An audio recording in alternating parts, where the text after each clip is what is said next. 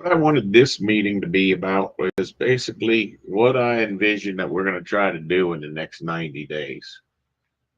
So, one of the first things we're going to try to do is we're going to try to get this, I would say group, because right there's Revit user groups, the RUGs, but I want something a little bit different. I want a Revit online gathering. Okay.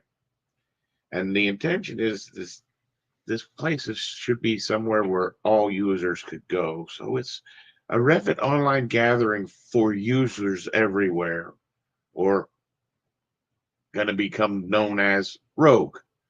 And ironically, a lot of what we're going to talk about is going to have to be things that's going to require you to go rogue. I guess there's no reason for me to leave that up.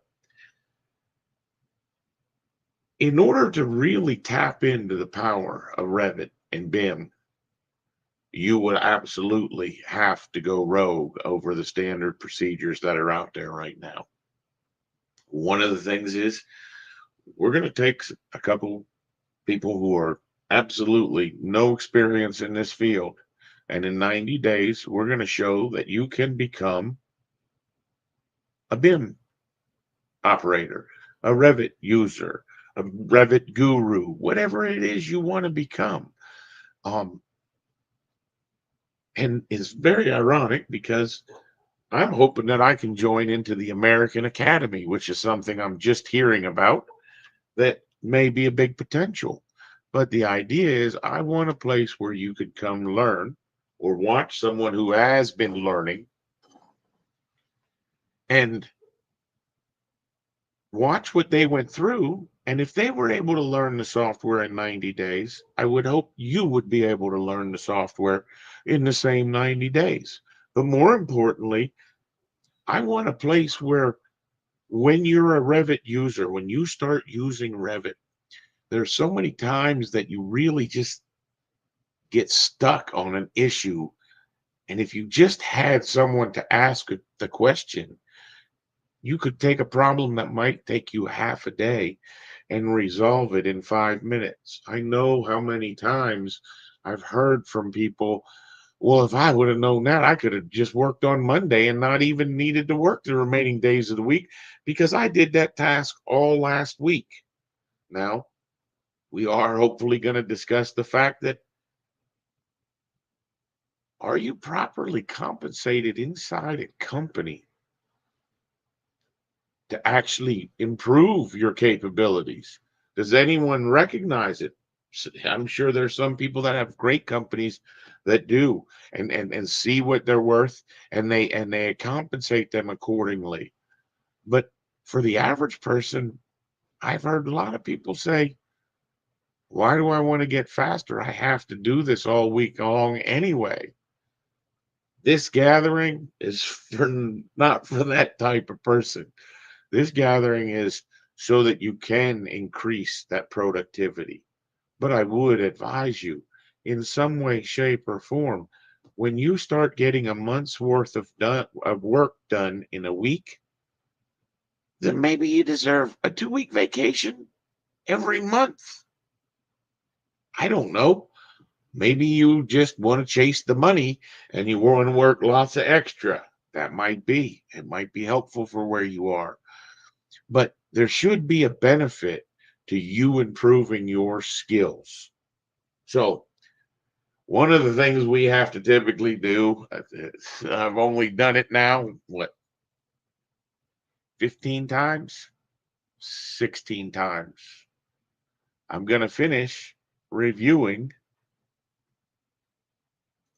what wonderful new enhancements Autodesk has graced us with the new release. If you can't understand the sarcasm, understand I couldn't be more frustrated with Autodesk. And if there's one thing that I want to be, is this site will never be sponsored by Autodesk. Okay. This is for the Revit users. This is for the people actually doing Revit. If by chance someone from Autodesk comes across here, I would recommend that you get with one of your, I believe you're calling them now product owners. I learned in another video to understand that with the next release of Revit, only two things are acceptable by the Revit community. And that is, you better make sure the file is backwards compatible with the last release of Revit. No more of this, we can't do that. That's impossible. That's unacceptable. As users, we won't tolerate that. Okay. And then number two, this is one that I've been thinking about for a while because you guys have worked hard and you have given enhancements to the architectural group, and you've given a fair amount of enhancements, welcomed enhancements for the structural group. But you've left the mechanical crowd swinging in the breeze. You haven't helped out anything on slope pipe. You still have all of the same problems. You've given next to zero effort to those disciplines. And when it comes to BIM coordination, the big thing that's being sold, that's where most of the work is. You need to get, and you have started to help electrical out. And that, I think it was a noble thing. But you need to number one, backwards compatible file. Number two, the next release that I'm interested in will also have major enhancements to the mechanical, the plumbing, electrical, and most importantly, of all things, it needs to have enhancements to the Revit family editor. You guys have done nothing to the Revit family editor in forever. And that's absurd. Okay. There have been so many improvements in how you can create solids. To leave us out here, don't get me wrong, I love what you can do with the Revit family editor, but it's inexcusable that you've done nothing to fix anything in the family editor. Okay. Kudos on the architecture. Kudos on the structural. I think you could have done a lot more in a lot shorter time if you weren't wasting every year pumping out a next incremental upgrade where the biggest thing that you do is acquire some add-ins that people like to use and calling it a new release. So I'm doing my due diligence. I want to finish watching this enhancements to Revit in 2025. We accidentally watched them out of order. We watched the 2025.3 first. So this was the major enhancements for a year release. I'm hoping that I'm going to see something great. This ability to do a multiple closed loop profile on a curtain wall mullion, I really question why it took this long for that to come out. I don't really see the enhancements because if you really get it, Revit, you understand most of that stuff should be done with detailed components. So this is one of those places where you're going to allow someone to really clunk up a model and make that project go miserably down the road just so you can say that what should have been working a long time ago is now finally working. The reason I say that, Eric, will you rant for me for a second? I don't know that that's a good idea, bud. Do it. I don't know what you want me to rant on.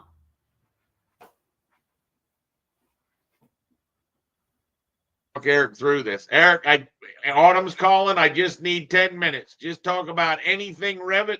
This is a Revit kickoff meeting for a gathering, and it's about everyone being different. So tell me anything you can for 10 minutes about Revit.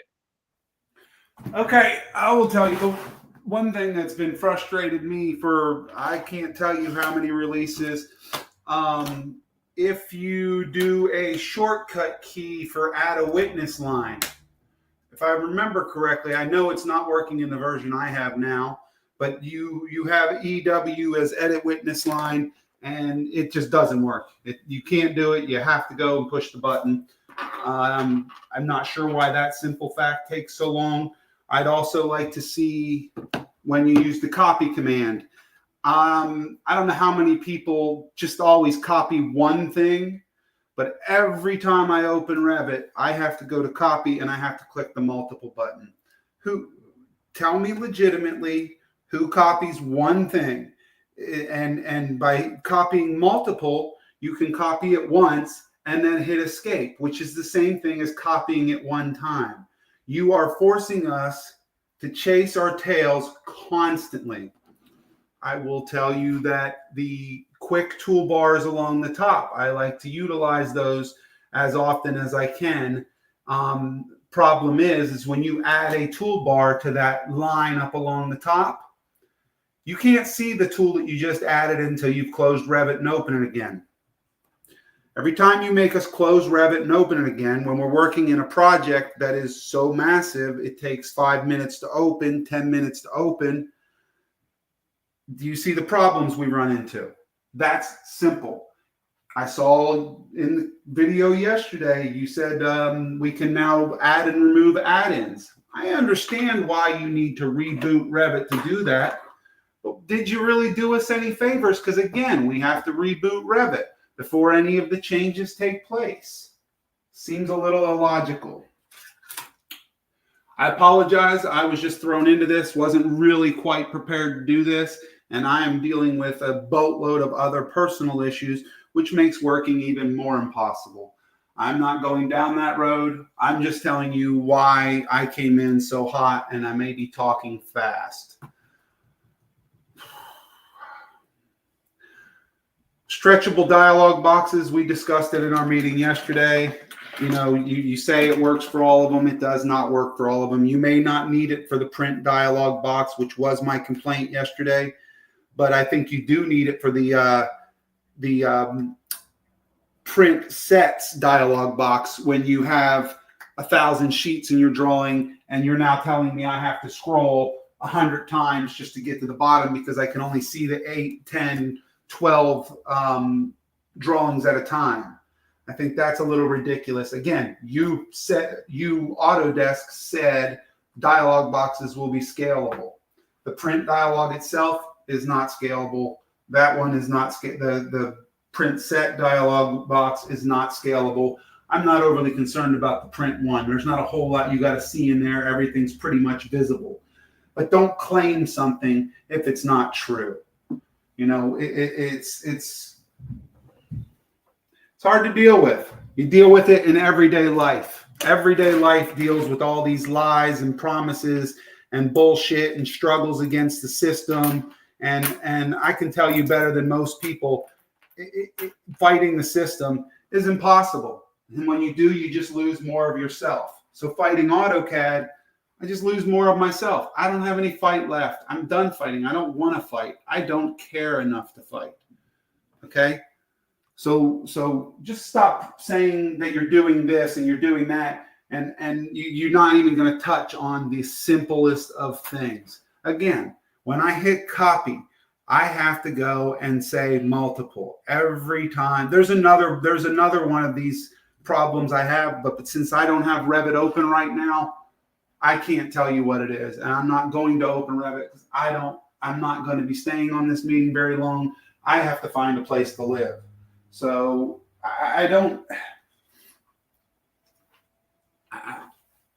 know what Brian hopes to accomplish with this. It would be nice if there was some accountability for anyone in life, because there's always accountability for me. If I don't do something correct, the government will let me know. The police will let me know. The courts will let me know. And even if I've done nothing wrong, guess what?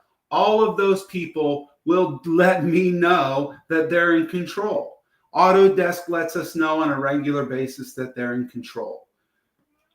I think they should be accountable, especially when they keep changing their license strategies so that it's just about bleeding the system. It goes back to a real simple fact, and that is that a company is not profitable unless its next quarter is more profitable than its previous quarter. Well, you're not going to be able to consistently grow. I'm sorry. It just doesn't work that way. It's illogical. It's illogical to say we need more people on the planet to make that work.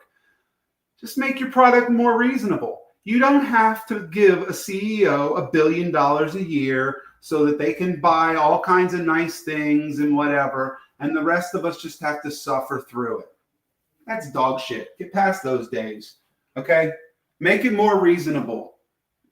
I have not worked diligently in a company for 4 years now, for 3 years now, because I'm done playing by the rules. The rogue thing works perfectly for me. I love that aspect of it. I'm as rogue as it comes. I lost my house in 2010, and I have lived in 19, soon to be 20 different places. I have moved my belongings. Now, luckily for me, my belongings consist of, because I've thrown a bunch of stuff away in the last 2 days, about 6 bins and 2 monitors and a laptop and a desk and a desk chair. I own very little. I'm okay with it. That's why I'm okay with not making money anymore. Autodesk, you need to be held accountable. A profit should not run everything. If that's the way it is, I don't think that the top dogs need to pull in the amount that they pull in. I don't think that anyone needs to own more than one house. If you make enough money, you can own 2 houses. But owning more than that, come on, you're a part of the problem. Simple as that. I'm trying to stick to the Revit basis of things, but I honestly, it's all just a big part of the problem. I mean, what did you guys do? You had a little bit of cash, so you purchased the Revit company that originally made Revit and made it work pretty functionally.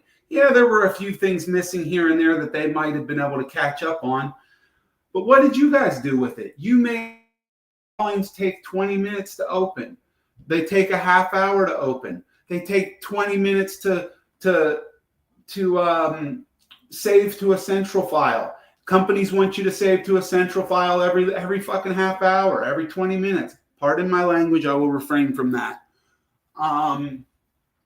You've made it so that we're losing time, and it really seems like the reality is which what I've always been told, it's just a matter of keeping us at the desks.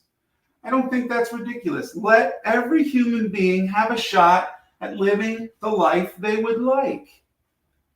You don't need to be at a desk for 40 hours a week. That's ridiculous. That's deplorable. You don't even have to be in an office.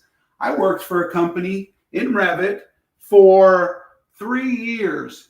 For 2.5 years, I worked with a gentleman in Virginia while I lived in Las Vegas. We never met each other in person, and we were able to conquer one of the toughest jobs that the company had with just 2 people. Never had a problem. But when people said it was time to go back into the office, we have to go back into the office? Why? So I can become less productive?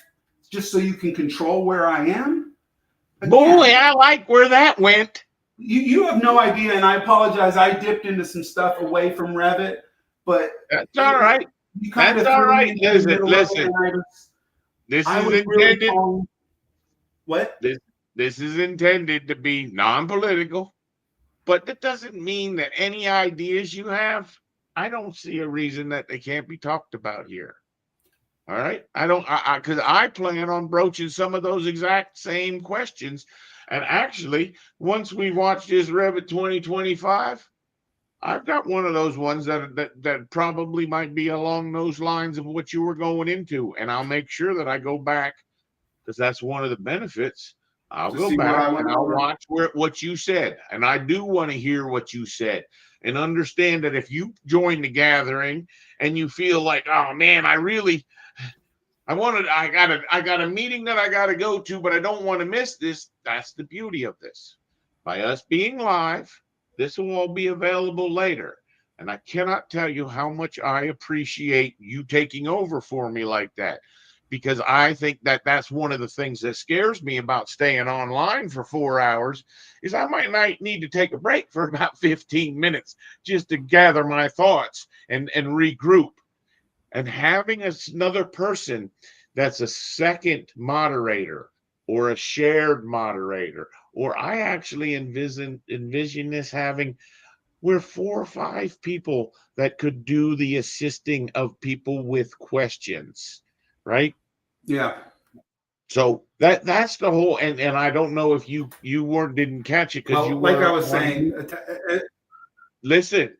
yeah, It's I going. didn't get on right away, but my intention when I called you was to let you know that I've got to run some of my belongings over to a friend's house sooner than later. Well, that's fine. I'm trying. That's fine. I can watch this video. What I'd love for you to do is jump back in, but what I want you to understand is I've changed the name just a little bit. Now I saw it. you saw that part, so Yeah. that's what we're going to be doing. All right. Mm-hmm. I'll sit here for a minute and try and cool down because I can't really go right this minute. But Well, yeah, I'm my just brain is gonna all over the place. I'm just gonna kick off this, and then I'm gonna sort of see what I thought of the Revit 2025 upgrades. Okay. Mm-hmm. All right, we'll watch it. Closed loops. So I've created this interesting mullion.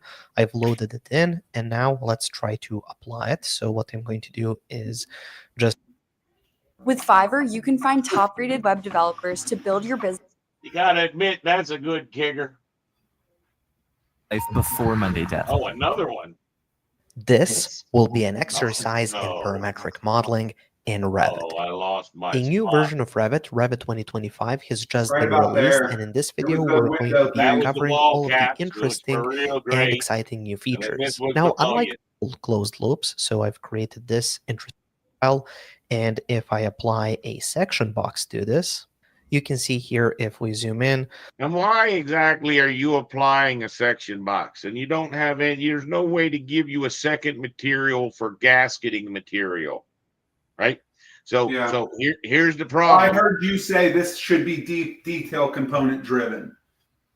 My recommendation that the 2 sports complexes I did when I learned how to really put those detail components in there so that my sections and my plans would cut a lot nicer. That's all that's really needed. Okay. What are you gaining from that other than adding 8 faces inside a mullion that you can't see unless you cut it?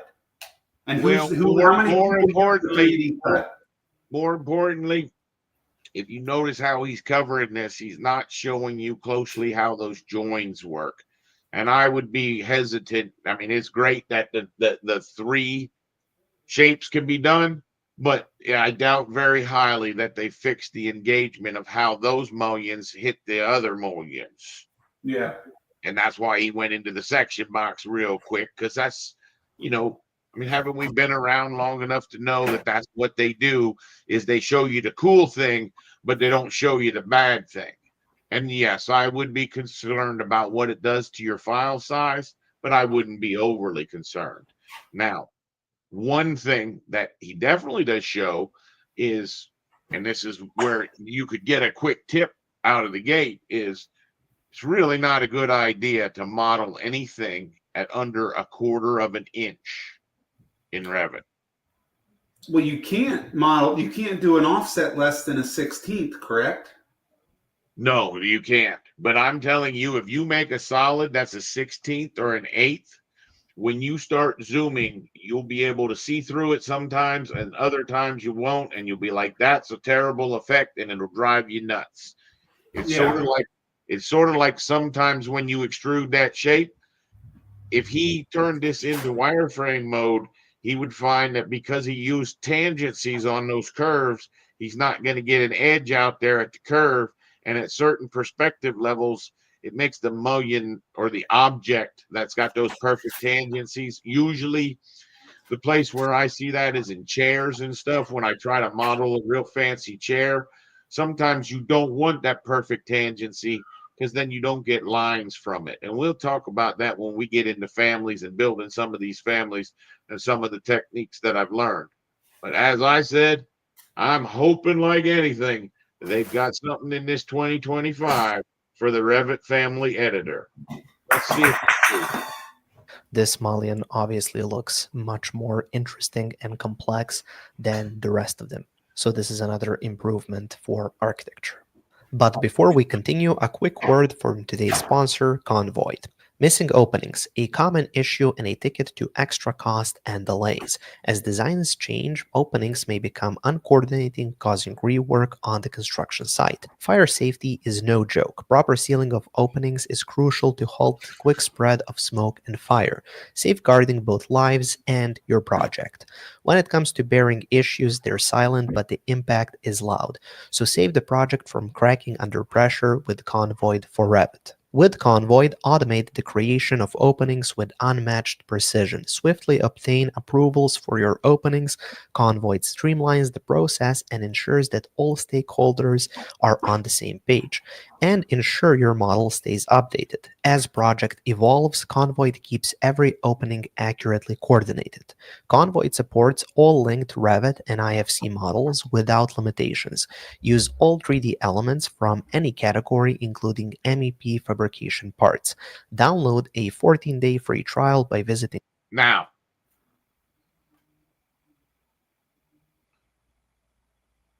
So that's just an add-on package. and my question is, why do you have to buy an add-in package to do that? And it's sort of Because ironic there needs because to be. well, it's sort of ironic because my rant was exactly about that. Was What's the topic? MEP that was mechanical, electrical, and plumbing? What enhancements has been done for them inside of Revit? What's the last time you can remember that there was a benefit to given to MEP?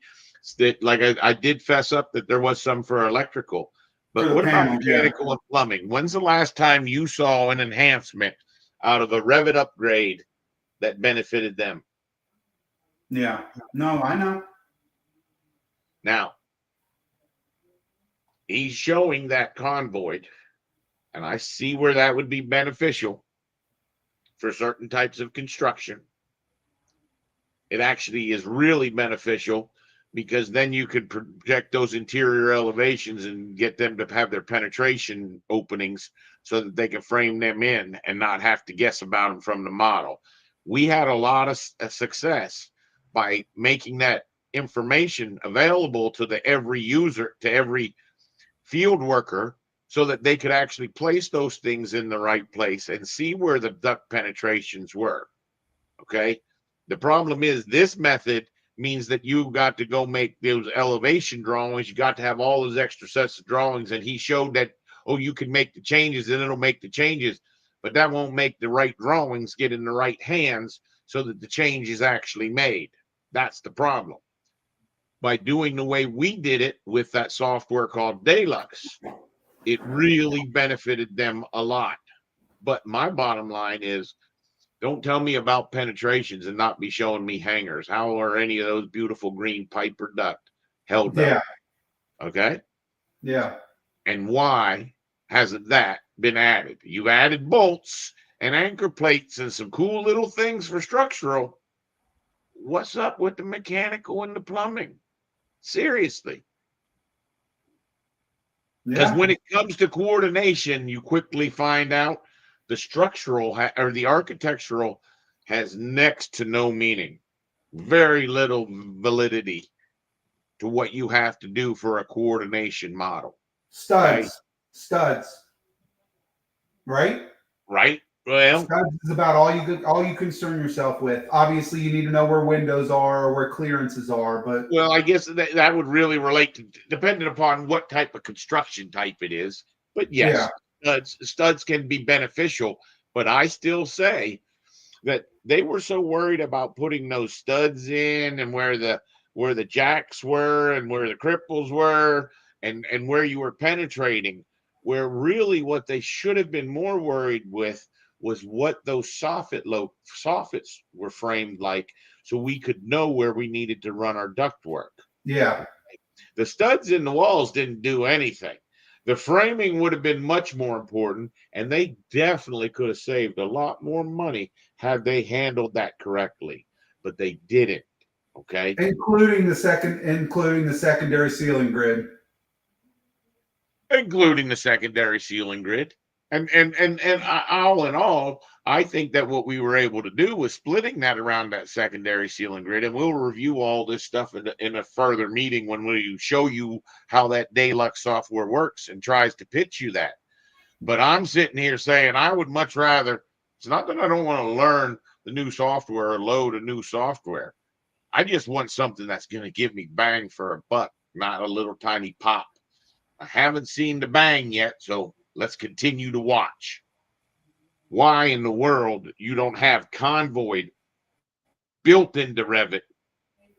Well, and to be honest with you, if you're saying amazing new features, but then you're saying it's a 14-day free trial, then you have to pay for it. That's not a new feature. Don't include that in this video. No. This is Balkan probably doing an advertisement read for Convoy, and I don't blame them. They should just be able to say, hey, we got this great idea, take it to Autodesk, and Autodesk compensate them accordingly, since Autodesk has not been able to do it themselves. Yeah. Right? Yeah. But the problem we got to remember is when they add an add-in, you remember the neat little tool that went over yesterday was 25.3. You can now disable the add-ins. I talked about it, but you have to turn the machine off and on, or the Revit off and on. I got a bigger one than that. Why can't I turn off the add-ins for the other disciplines that I'm not going to be using? True. Right? Because Yeah, you if see you're every doing architect. why do you need to have the structure information or any of that other stuff? Exactly. If I'm doing an architectural, why do I need to have it load all the stuff for the beams or the ducts or the pipes or any of that stuff? Yeah. And that's all delaying that open time, and it's being completely disrespectful of our time, our individual users' time. Right? Yeah, I touched on that. Well, let's continue then. I know I was pretty proud of you. I can't wait to hear what you said, because all I could hear was the inflection in your voice, but you were right where I needed you to be. So thank you. Let's keep watching. This looks cool. This looks cool. If someone told me I had to have the penetrations, yeah, I'd probably pay for it. Wouldn't have a problem with it.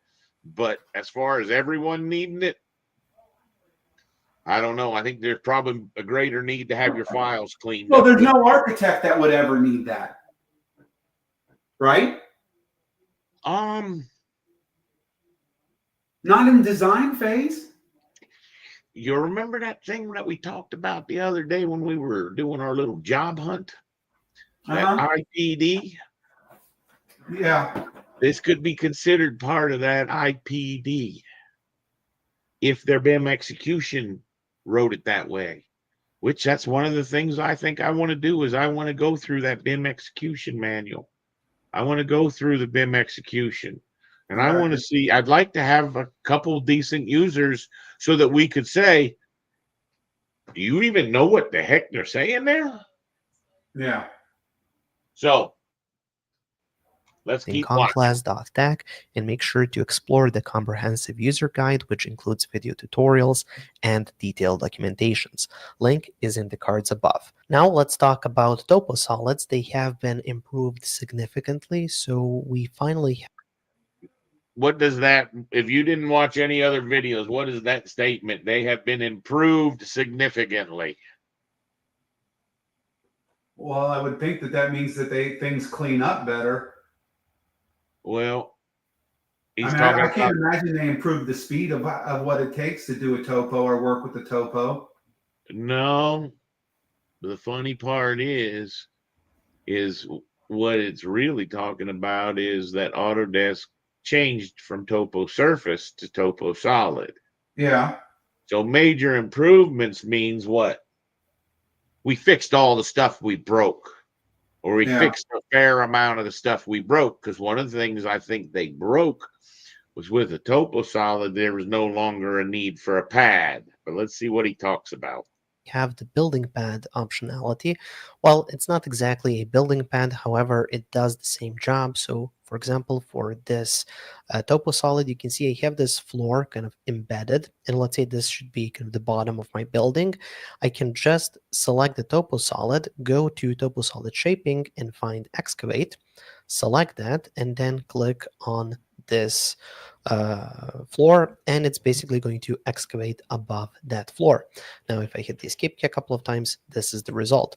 And of course, if this is angled in any way, for example, so if I give it some slope.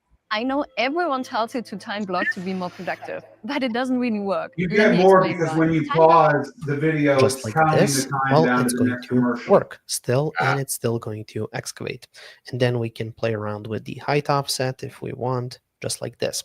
Now, what's also really cool is that now with any element that's making an excavation, like this floor in this case, if I go to the properties, I can find excavation volume for this particular floor.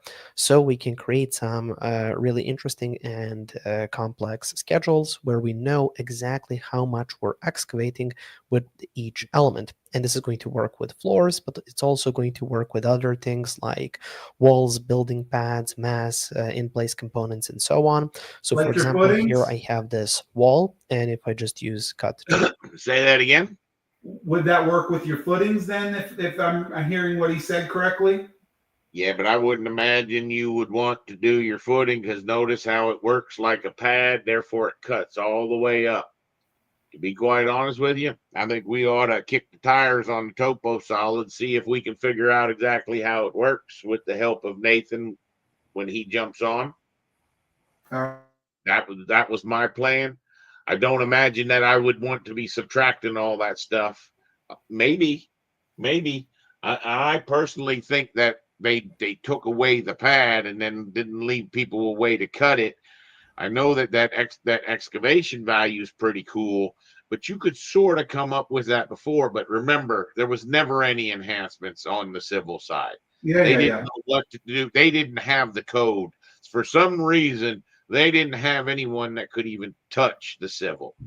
But that's not what they address. They now have someone who can mimic it with this topo solid, and it looks like in 2025 they're going to fix the problems that they created.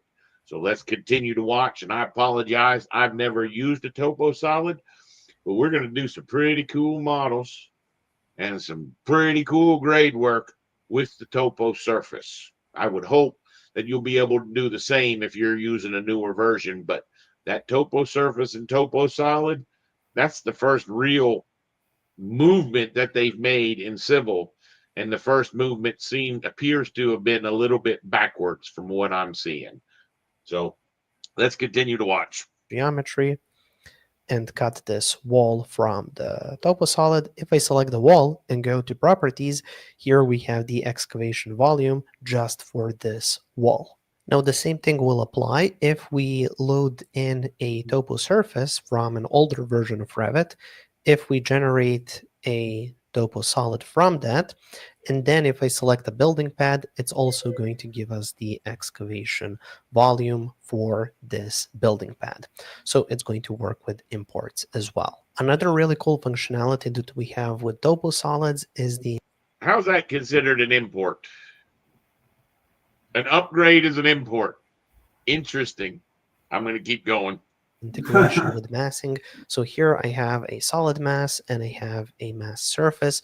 For both of these, I can use topo solid by face. I just pick that, I pick out the face, go create topo solid, and it creates that topo solid. Now for this surface, when I go to create, it's going to give me an error message. Now this can happen sometimes, maybe it's a bit too wobbly.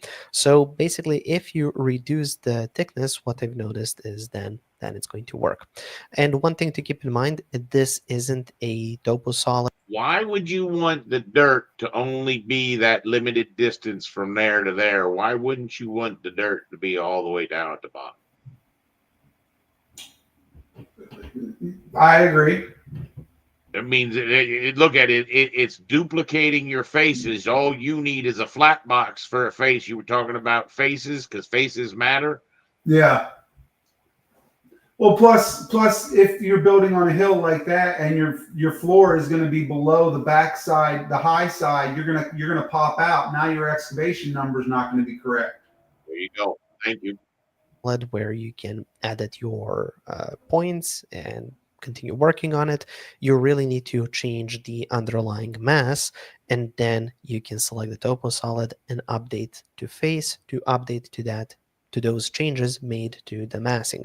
But it's not going to give you just points which you can adapt. Moving forward, we have some other functionality when it comes to the behavior of railing on topo solids. So here, if we have a Boolean shape like this, so if you cut out a topo solid with a void or something like that, before you couldn't host railing here.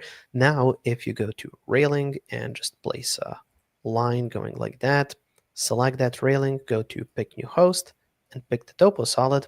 As you can see, now it's going to use those surfaces made by the void in the topo solid to host your railing, and it's going to work. We also have new functionality for shafts. So if you create a shaft, well, if you did this before, it would simply cut completely through a topo solid if it's just touching it.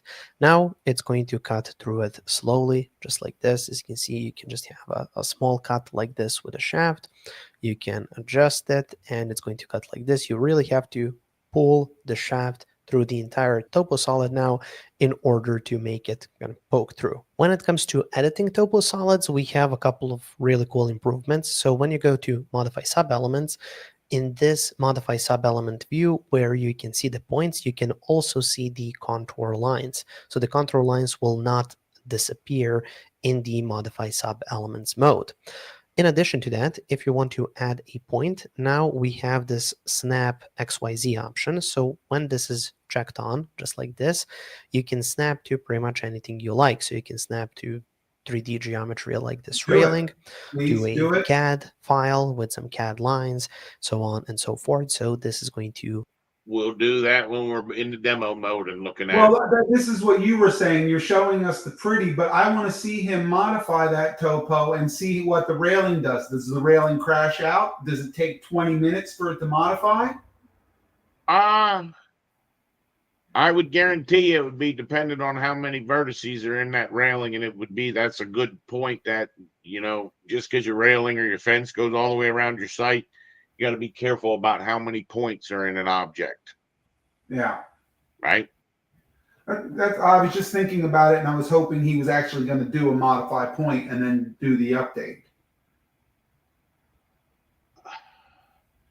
I think the big enhancement here is that they've switched over to a solid that they now seem to be able to get better control of, where before they couldn't even touch anything with the topo surface. Well, it was like in the Like past. I said, I want to play with it. I want to Yeah. see how our process changes. It may be a better way to go. It may be a better way to go, but until I kick the tires on it, unfortunately, I don't have or see a whole lot of civil work right this moment. Yeah. Okay. It would put me on the fence. I would say that I would probably be looking to subscribe to the newer version of the software. But since I'm own 2020, I'm going to be staying with the topo surface. These enhancements I'm glad they added them. It's a shame it took 15 years. make adjusting your topography to some building elements a lot easier. And finally, for topo solids, we now have a smoothing option. So if your topo solids sometimes look a bit too jagged, now here on masking site, if we go to model site, we have topo solid smooth shading. So what this will do, it will probably slow down your computer a little bit. However, the topo solids will Go ahead, lay out your rant. I'm good. I said it already. Okay, just wanted to make sure. I love how they just so indiscriminately. This may slow you down a little bit because we're trying to go faster, not slower. then appear smoother and nicer. Keep in mind that this And ironically, one of the things they would say is, but this way, if you're like doing a demonstration, you can make it look solid, smoother. I'll be honest with you. with a little bit of elbow grease, it does not take that much to take this guy over here. Oh, you can't see. That's right. You can't see Is that only yellow a on that view. cosmetic. This hill that you could, I mean, where are you seeing the smoothing? I'm sure don't see this being that much better on this Yeah. one. I don't see that big of a radical improvement. And you're telling me that it's going to go slower? I don't think I'm interested. Exactly. Change, so it's only in view. It's only what you're seeing. You're not really changing the underlying geometry, just how Revit presents it to you. Now we're going to be moving forward to all of the other new improvements and new features. So this one is probably my favorite one overall, and that It's his favorite one overall because we should have never had to do this error trapping in the first place. But this is a very easy problem to overcome without having the new release. So if you're working in a project and you want to do an array, be sure to come back when we cover the arrays. We'll probably be doing that about the middle of December. So hope to see you back. Let's see what they've done. It is pretty neat that they've done this. They just should have done it a lot longer time ago.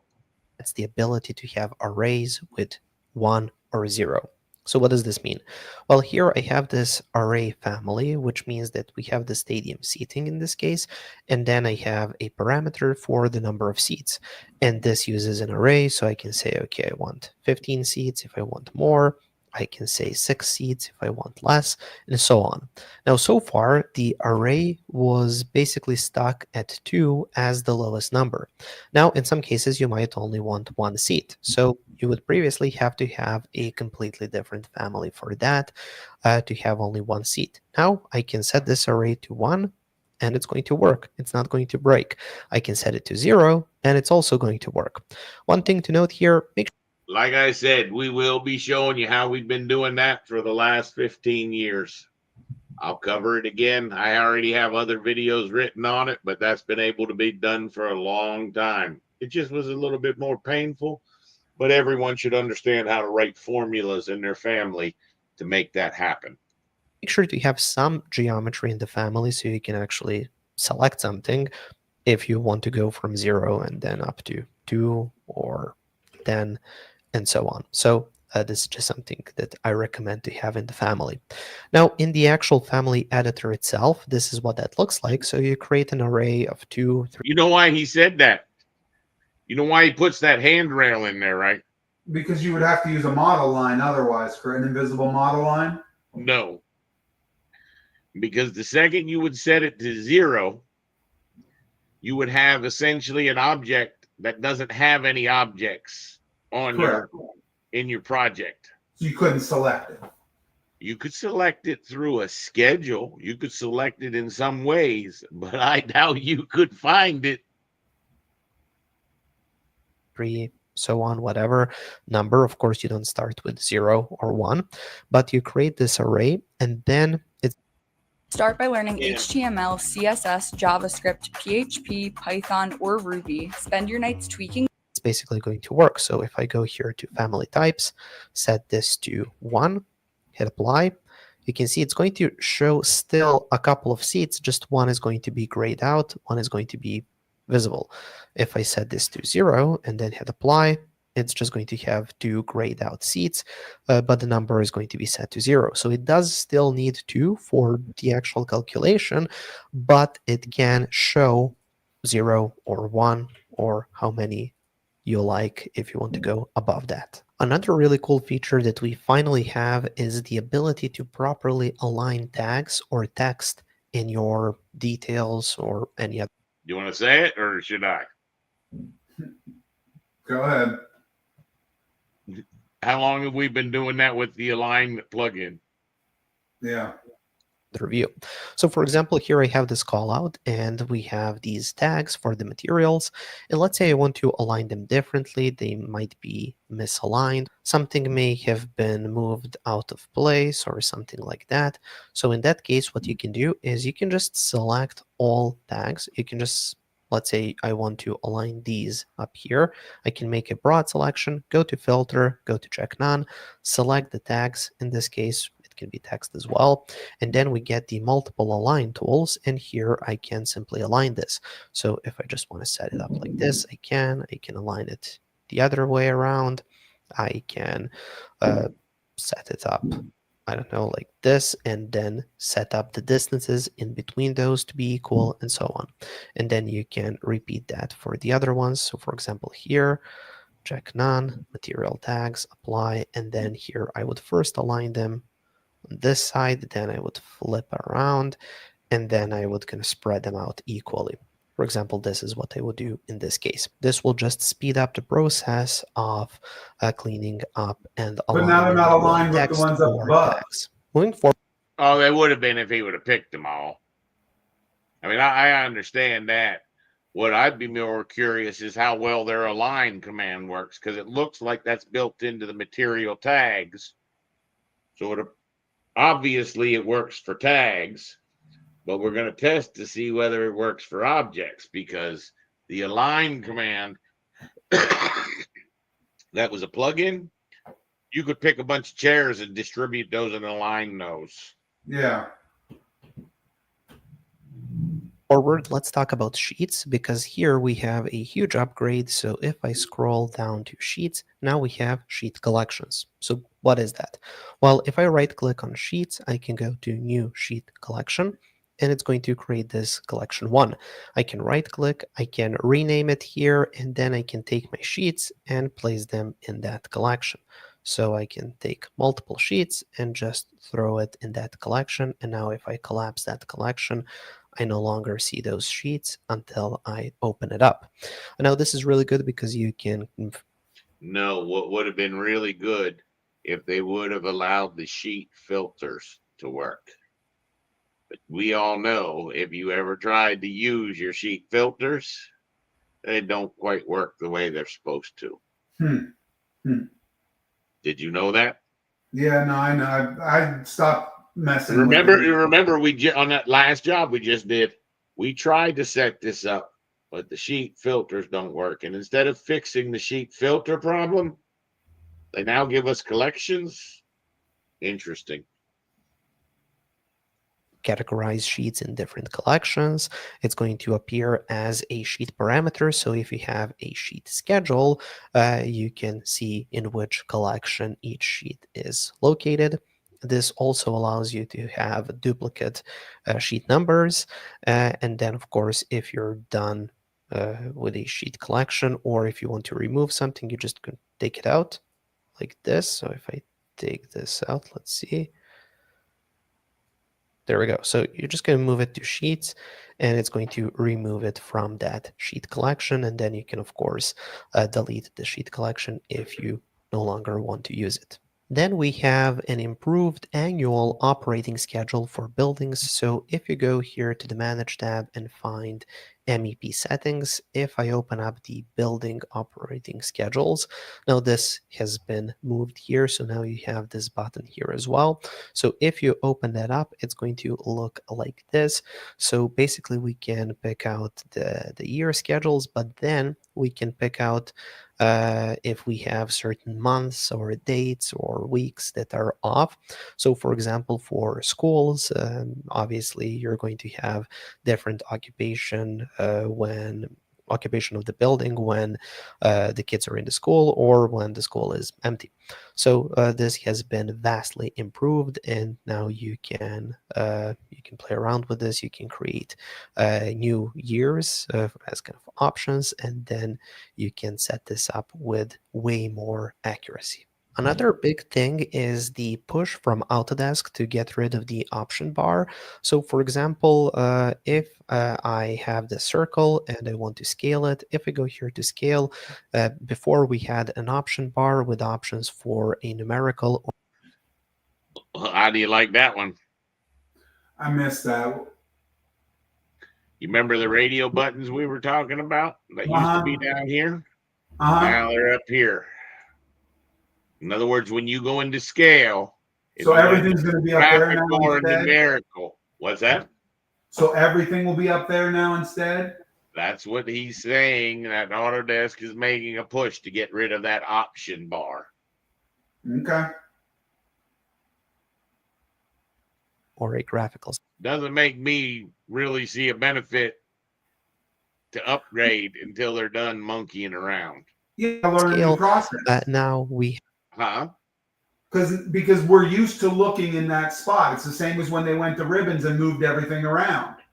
Yeah, but the problem is they never really got everything finished when they went to the ribbons. Remember, we talked about the boxes you can't scale and the things that's the Yeah. thing. When they can't fix it, then they start to move it to a new location where they have control over it instead of ever learning how to fix what was actually broken. They have to start over by rewriting. That's why they went from topo surface, topo solids. Yeah. Let's keep watching. have those options here on the ribbon. So in certain instances like this one, those option bar settings are going to be moved on the ribbon, and in other instances it's going to be moved to the properties palette. So here you can see So it's going to go a to two table different just places. showing which option bar. 3D snapping, move to the ribbon. Workplace setting, ellipse line, keep ratio option. Move to the palette. Arc, keep concentric.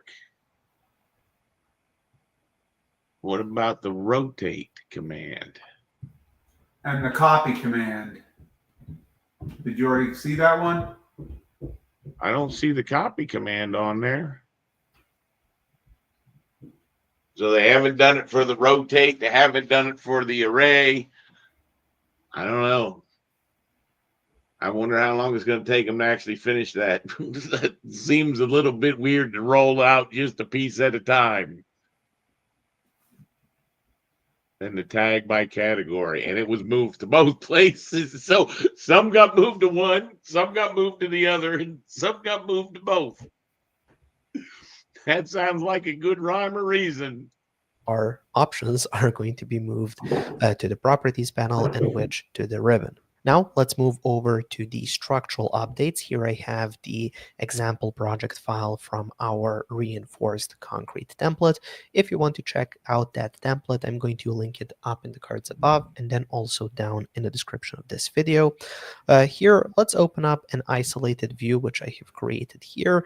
And here we have some rebar. We want to have rebar splicing or overlap, and here we have an update for that. So if I select this rebar, here I have this splice option. So if I click on splice rebar, I can place basically this plane where I want to splice that rebar. I can use the I can select it and then let's apply it and then hit enter. Now I can select this and move it if I want. Also, I have the ability to change the splice family type. So I can go with lap splice. We have staggered splice, and then we have also end-to-end splice. And also we have the ability to change the splice position. Is it middle? Is it end 2? Is it end 1? And yeah, the middle one. So these are the options here. We also have the option to remove the splice if we want, or use the by length functionality. So here I'm just going to hit finish. Okay, now moving forward, let's go here to this floor plan view. And here we have our rebar, but let's say we don't want to present everything. Here on the presentation panel, now we have the option to select the rebars in the rebar set to show. So I can say, okay, I want to show this one and this one and this one. And then when I hit finish, well, it's going to remove those and it's going to show the rest of them, so we can manually adjust that however we like. Also, when it comes to rebar, we have another option in filters. So here, if I go to the view menu, then go to filters, if I select one of these rebar filters, now we have the option for Atera is the IT painkiller. Remote monitoring and management, remote access, help desk and ticketing. the maximum bar length, so you can use that option to filter. And not even all the structural people, just people who are doing this is just for structural people, but it's not even all structural people. It's only people who are for doing concrete. Yeah, That's the problem with these enhancements. They're for such a small piece. Every one of us has to make the upgrade, all of us users. And if you're only bringing upgrades for 5% of the users, you're making 95% of the users out there pay for an upgrade. And by pay, I mean they have to take the time out of their schedule to download and install the next version of the software, and more than likely have to remove one of the versions of the software that they're not even sure if they want to remove yet. It just doesn't seem right. It seems like a travesty to me. Throughout the rebars that exceed the maximum rebar length. In addition to that, there's also been an update to help not get some unexpected changes to rebar when you reshape the model elements. Another really cool improvement to rebar is this option where we can select rebar, go to the bending detail. Now, this is something that was added in the previous version of Revit. However, now we have the schematic option. So not realistic, schematic, which creates this really cool rebar tag that has a schematic design. So as you can see, it just shows here the rebar shape, just something that you would see perhaps in a table view or schedule view. How do you edit that? How do you edit what that schematic looks like? Or you're just stuck with what they've given you? Because it doesn't look like that's a tag type family. Right? What does it say? Yeah, I don't know. What does it say that thing is? It says it's a rebar bending detail. You see up here in the options, it doesn't say that that's a tag. So that means that you're going to be limited, just like they did for what? What did they do that for forever? That drove everyone nuts.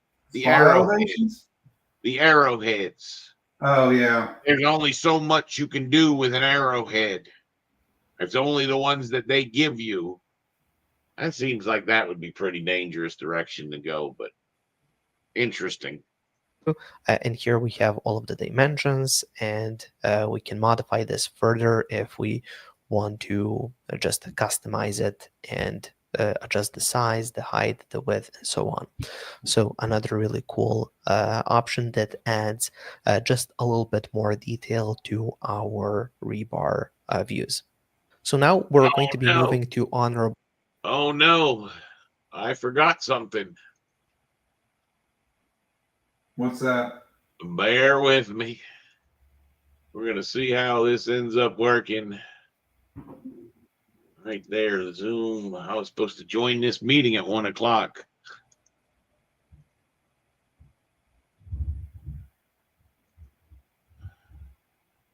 It was a Zoom meeting. It was about how AIA is going to change the world. Oh, and it requires me to update. Interesting. Let's at least see if I can't represent, stop screen, present, share screen, share screen. I'll probably have to do this as that. You should be seeing my Revit living room. Do you recognize that? Did you happen to notice? What that is? Is that your place in Montana? No, that was supposed to be where we grew up. I was telling him to draw where he grew up. Oh. You see it? We didn't have doors there. I see it now. We didn't have doors. They were just walkthroughs. Yeah, the door at the end of the kitchen. Yeah. Yeah.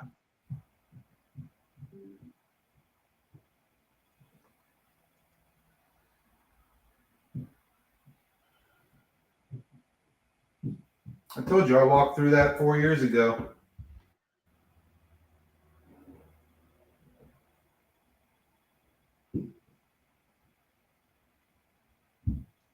Recording in progress. If you're like me and you have a dangerous understanding of what GIS is, it's basically like BIM, but it's everything outside the building footprint.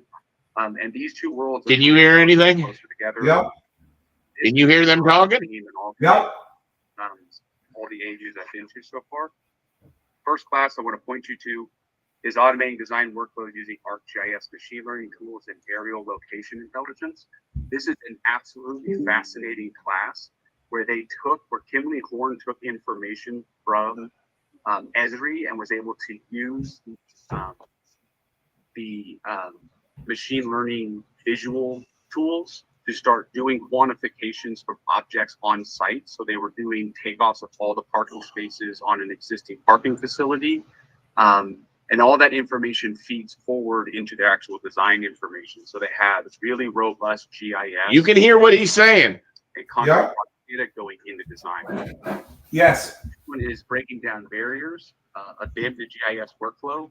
Again, this one's pretty heavy-handed, but what this presentation goes through is how this team integrated their Esri ecosystem into the Autodesk ecosystem, and that facilitates a lot of their design workflows.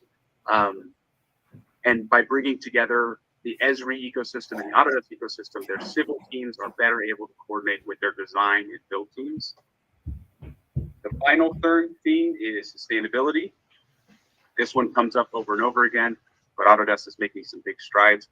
There's two classes in here I want to highlight. The first one is digital considerations for a circular future. This is arguably the most beautifully composed AU class I've ever seen, just simply because the graphics are so good. But Sam Sweeney from 3XN, GXN showcases how they use digital tools like Rhino inside Beam and Speckle to enhance their Revit workflows, which gives them stronger understanding of the carbon cost, physical materials, and things like that. It's really hard to summarize this presentation in a single sentence, but they go soup to nuts on how by bringing together all these different tools, how they have a robust 360 design ecosystem. And then finally is sustainability and sort of AI and Forma, leveraging Autodesk Forma to expand the understanding of context and development. In this presentation, the team goes through how they use Forma to establish like design options, how they use those design options to then understand design impacts and like how that impacts downstream quantities, and then they also use this information for like microclimate adjustments, and it allows the design team to continue to think about sustainability much earlier in the design process, when they're literally just pushing and pulling blocks and they're trying to understand how's that going to impact my groundwater runoff and my environmental ecosystem. I like this so much I put the slide in there twice apparently. And that is my recap of AU and the major themes and all the classes you should consider. That was them talking about Autodesk QR code up here while I University. Yeah, I heard the AU. You are welcome to have it. If there's anything else you want to chat about, please feel free to reach out to me. With that, I'm going to turn it over to Dana. Well, Dan, as someone who is not at AU, thank you so much for the recap. That was very enlightening. And I will put the QR code in the mural, which if you have not already, please join us over there. Before I jump over to our first presenter, I'm going to come back into our mural. You can see many of us have already added our name and location up here at the top center. Thank you so much for doing that. I love the one that's slightly askew. Us BIM folk are very orderly, very, very fond of that. Now, before I jump over, I will say that many of these images that you see here are actually links. So you can see over on the right, for example, if you wanted to go and see the January meeting on design fabrication, you can actually open that by getting it double clicking or clicking on that button down at the bottom right. It says open link. You can also see that you can get to our survey as well as all of our advisors and their information as well.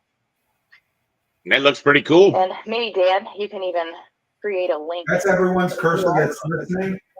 Yep. I'm not sure whether you can do that with our permission level, but you should be able to. But you can, of course, use the QR code as well, right?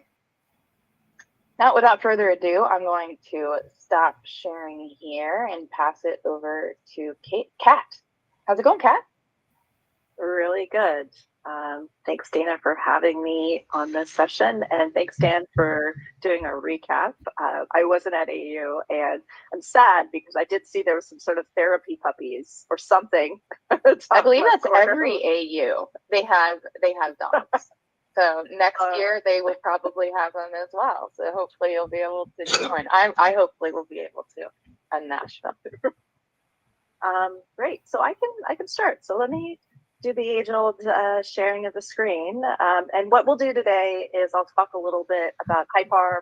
I'll do a video demo of a complete workflow, and then I'll also open it up to a live demo. So I caveat, I think good software should always stand the test of a live demo. So I really am a big fan of building in public. I'm a big fan in kind of showing all our cards. And so a caveat that this will be a live demo. So let's start first with a little bit of what we're doing. Gotta risk it I'll for go the ahead and biscuit. share my desktop. Yeah, let's start. My name is Kat. I'm a product manager here at HyperR. Anthony is also on this call, and we're really happy to be here. So a little bit about HyperR and our vision. We have the vision to deliver the world's building expertise available to everyone instantly. And that's a pretty lofty vision. So when we go down to the specific use case and the specific problem we're trying to address, at least initially, at least today, is this idea of turning complex program requirements into accurate plans and doing that with precision, speed, and ease. And of course, I'm going to use a Lego analogy. I wouldn't be an architect if I didn't use some form of Lego analogy, but it really does hold truth. We have a number of users, a number of people we've spoken to over the past few years, hundreds in fact, and they're trying to essentially do this sort of space planning activity. Space planning is sort of one of the early phase activities that one does. It's very common in healthcare. Of course, it's also very common in workplace and other sectors, labs, for example.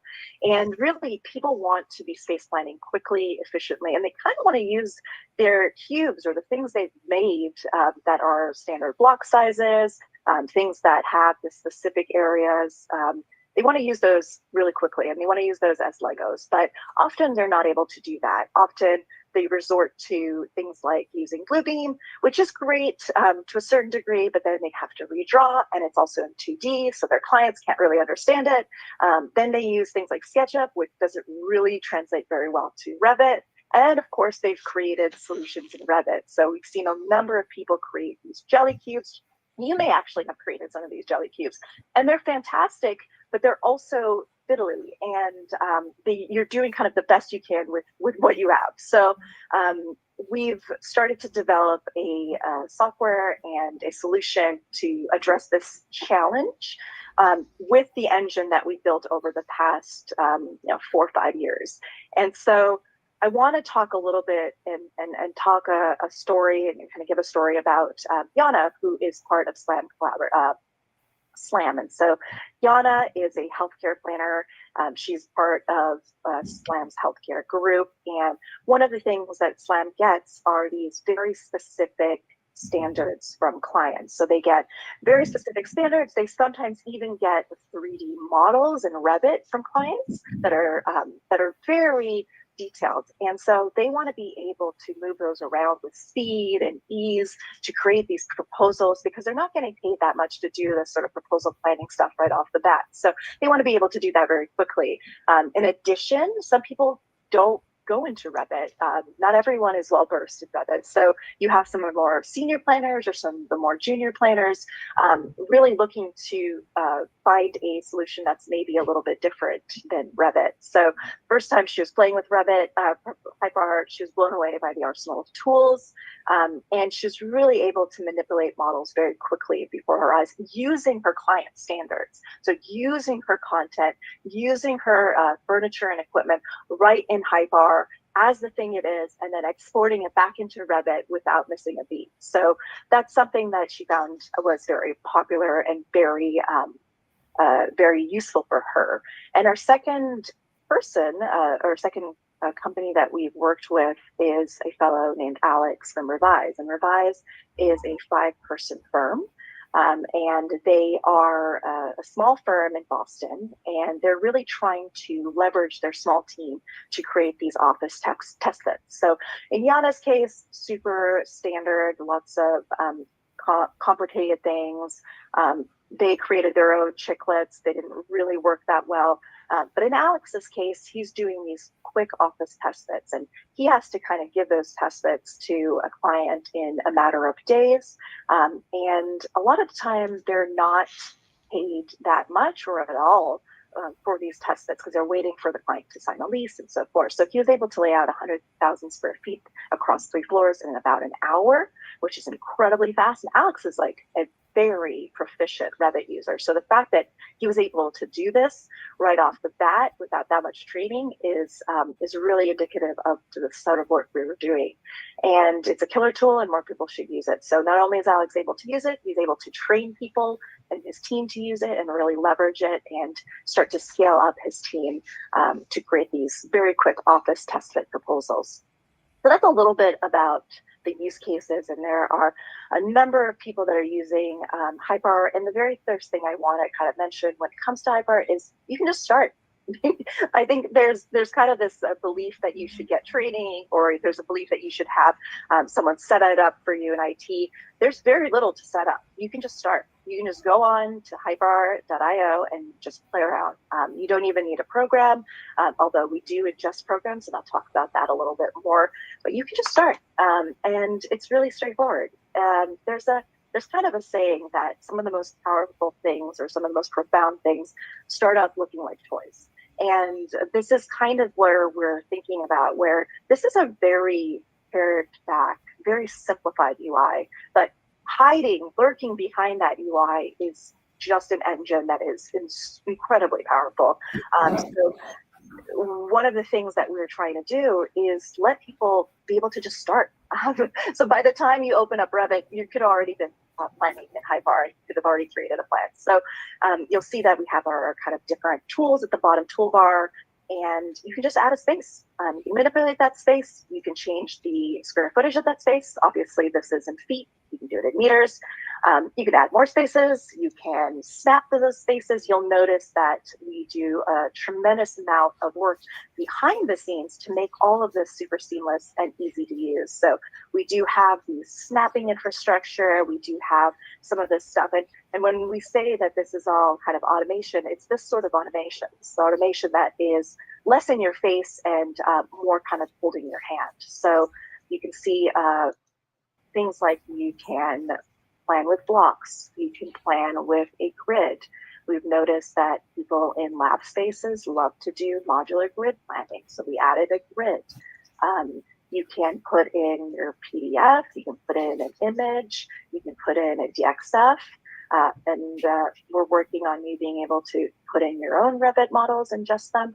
But that's really the gist of it. So behind all of this is just an incredible engine and kind of an infrastructure to be able to do all of this seamlessly. And one of the things we do that maybe Revit doesn't necessarily do, or not really that easily, is this idea of tracking progress and tracking your program. So you have this task of turning this complex program into space, into jelly cubes. And of course, they don't have to be cubes, but you can add in your Excel program, and HiPower will take any type of Excel program. You don't have to fiddle with a specific template or format.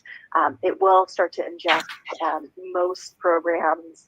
And what you're seeing me doing here is actually adding different properties that it perhaps didn't initially see. So everything in green is something that HiPower has already recognized as a piece of data that it wants to ingest. And of course, I'm adding cost per square foot, which is kind of a way you can, in real time, measure quickly what your cost per square foot could be. So I'll go ahead and import all of these. And what I'm creating here is actually a little bit of a birthing center. I am not a medical planner, so just caveat, my previous life has been on workplace and kind of R&D. So I've tried my best to lay out a medical center. If you go to Hypar, but you'll notice that I'm adding kind of .io, I just type in Hypar. And you'll see as this goes through. It's actually there, and you just work on the internet. Sort of cool. Yeah. Starting to basically track. I just went to this change your cube thing. Looks like you just put these numbers in. So change. And then this all converts into Revit. I'm guessing. I'm gonna have to get going soon, but I'm missing my window. Oh, you're fine. Users ask for is the ability. Feel free to join back. I'm just gonna keep watching this. Then actually. All right, man. I'll talk to you in a bit. That'd be good. To show furniture, the ability to basically switch between levels of detail, and so we were able to do that.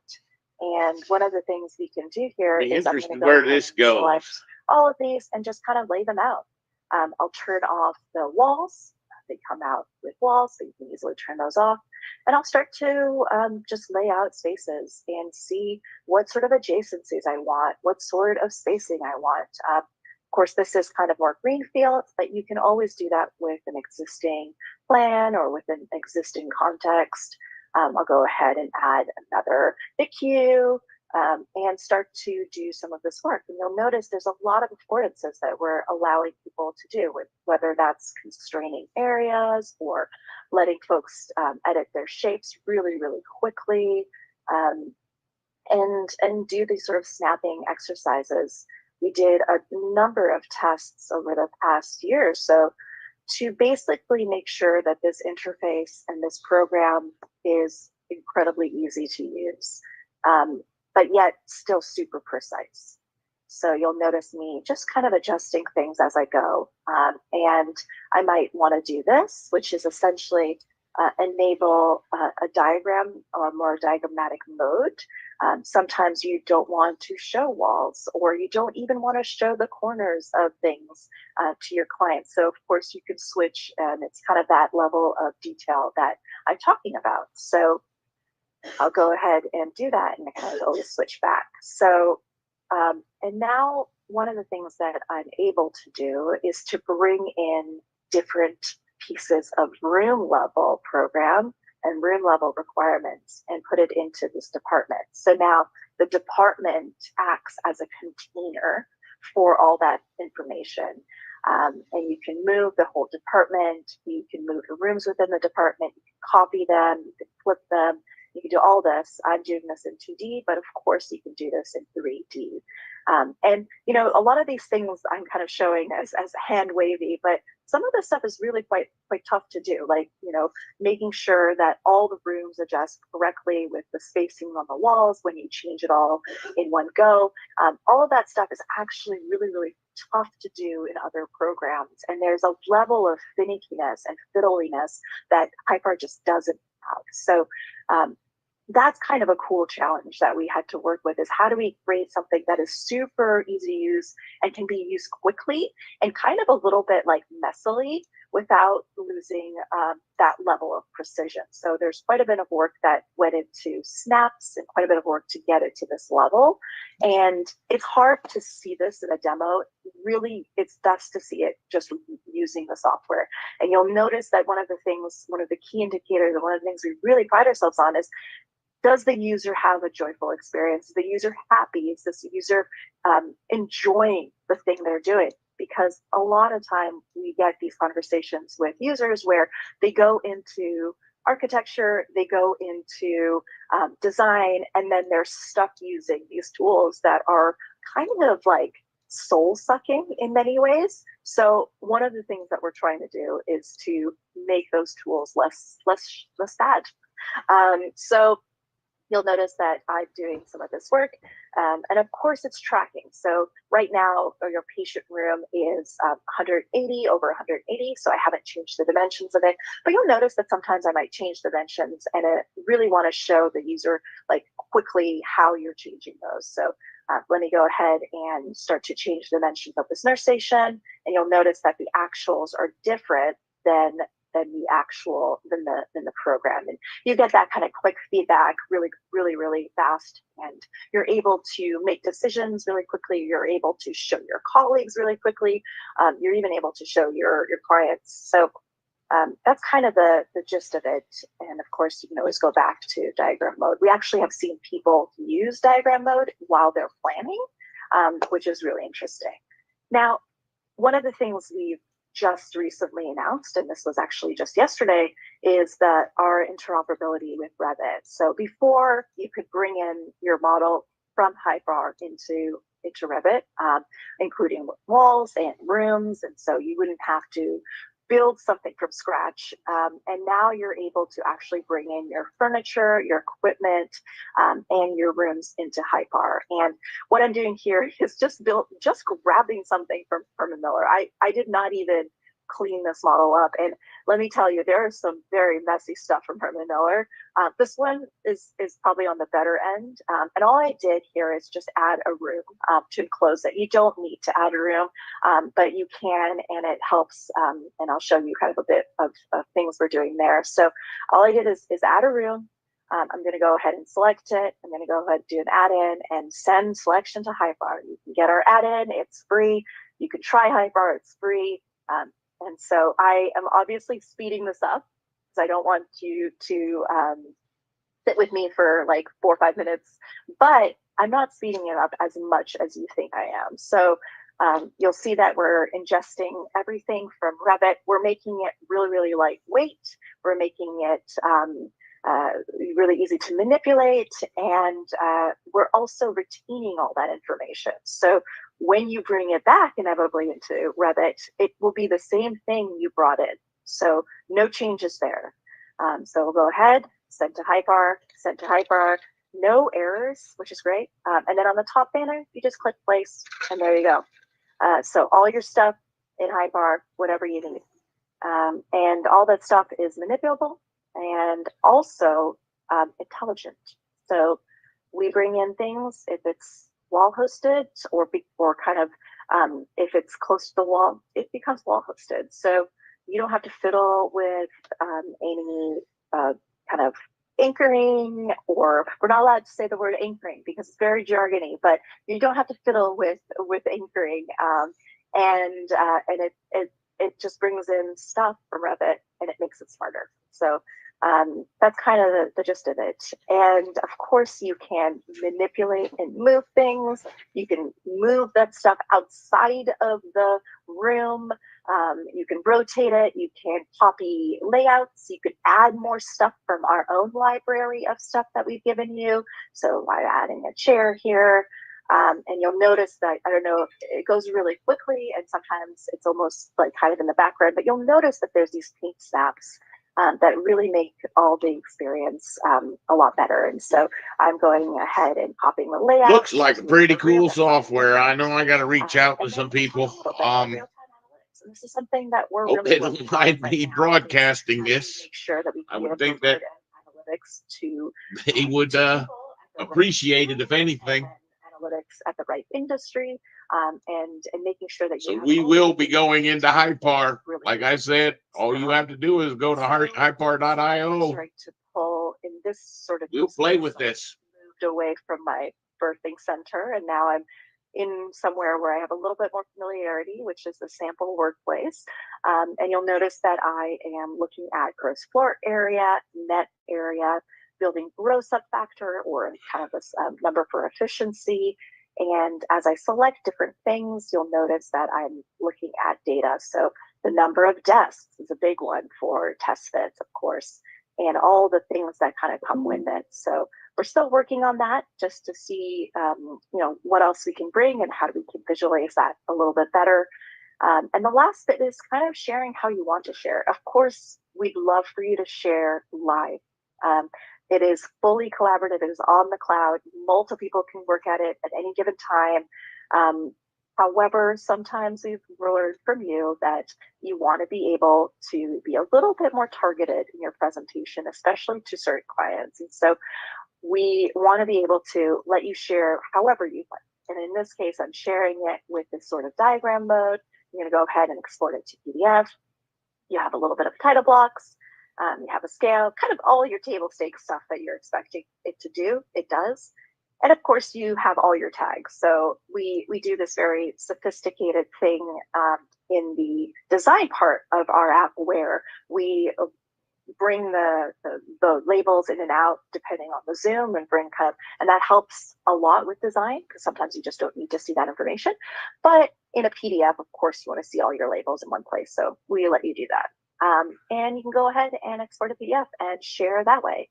You can also share with you can also share by doing different things. So you can, if I go back to that, I'll just kind of quickly do that. Is you'll notice that you can go through walkthrough, and you'll notice that you can go through basically turning different things on and off. You're doing an excellent job presenting all the this. furniture.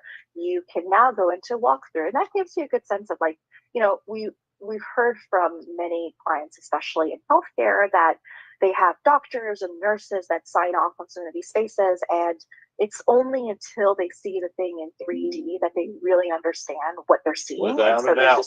there's a lot of really good space planning apps that are in 2D that are really great. However, for certain clients, you have to see the thing in 3D. So this is one of the ways you enable people to see these complex spatial relationships really quickly right in the app. You don't have to go anywhere else. And so, of course, you can put things as editor, viewer. You can invite different people into your software. But wait, where's the AI? So, of course, this presentation was about AI.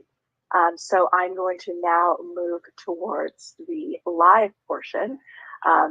Please bear with me. This one is going to be a little bit more live. And so we're starting to work on a thing called suggestions. You may have remembered us from these videos, the provocative text to BIM video that we brought in, where we basically hooked up the prompt kind of LLM or natural language kind of interface to HyPar.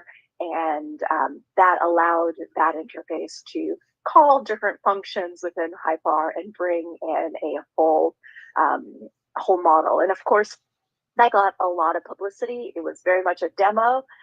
But I think as we started to think about AI and generative AI and all the kind of buzzword terms, I'm starting to forget what some of these are. But we started to think about, well, I think people would really want to work and interact, not with prompts, not with sliders, but with the model itself. And so what I'm showing here is let's go into our live demo. And so this is the workplace, and I have to caveat that it may not work, but let's go ahead and actually start to build out some of this. So some of this open collaboration and let's say copy resource, let's do open collaboration. So you'll notice that I can pull up open collaboration, and you'll notice that there's no furniture anywhere in the different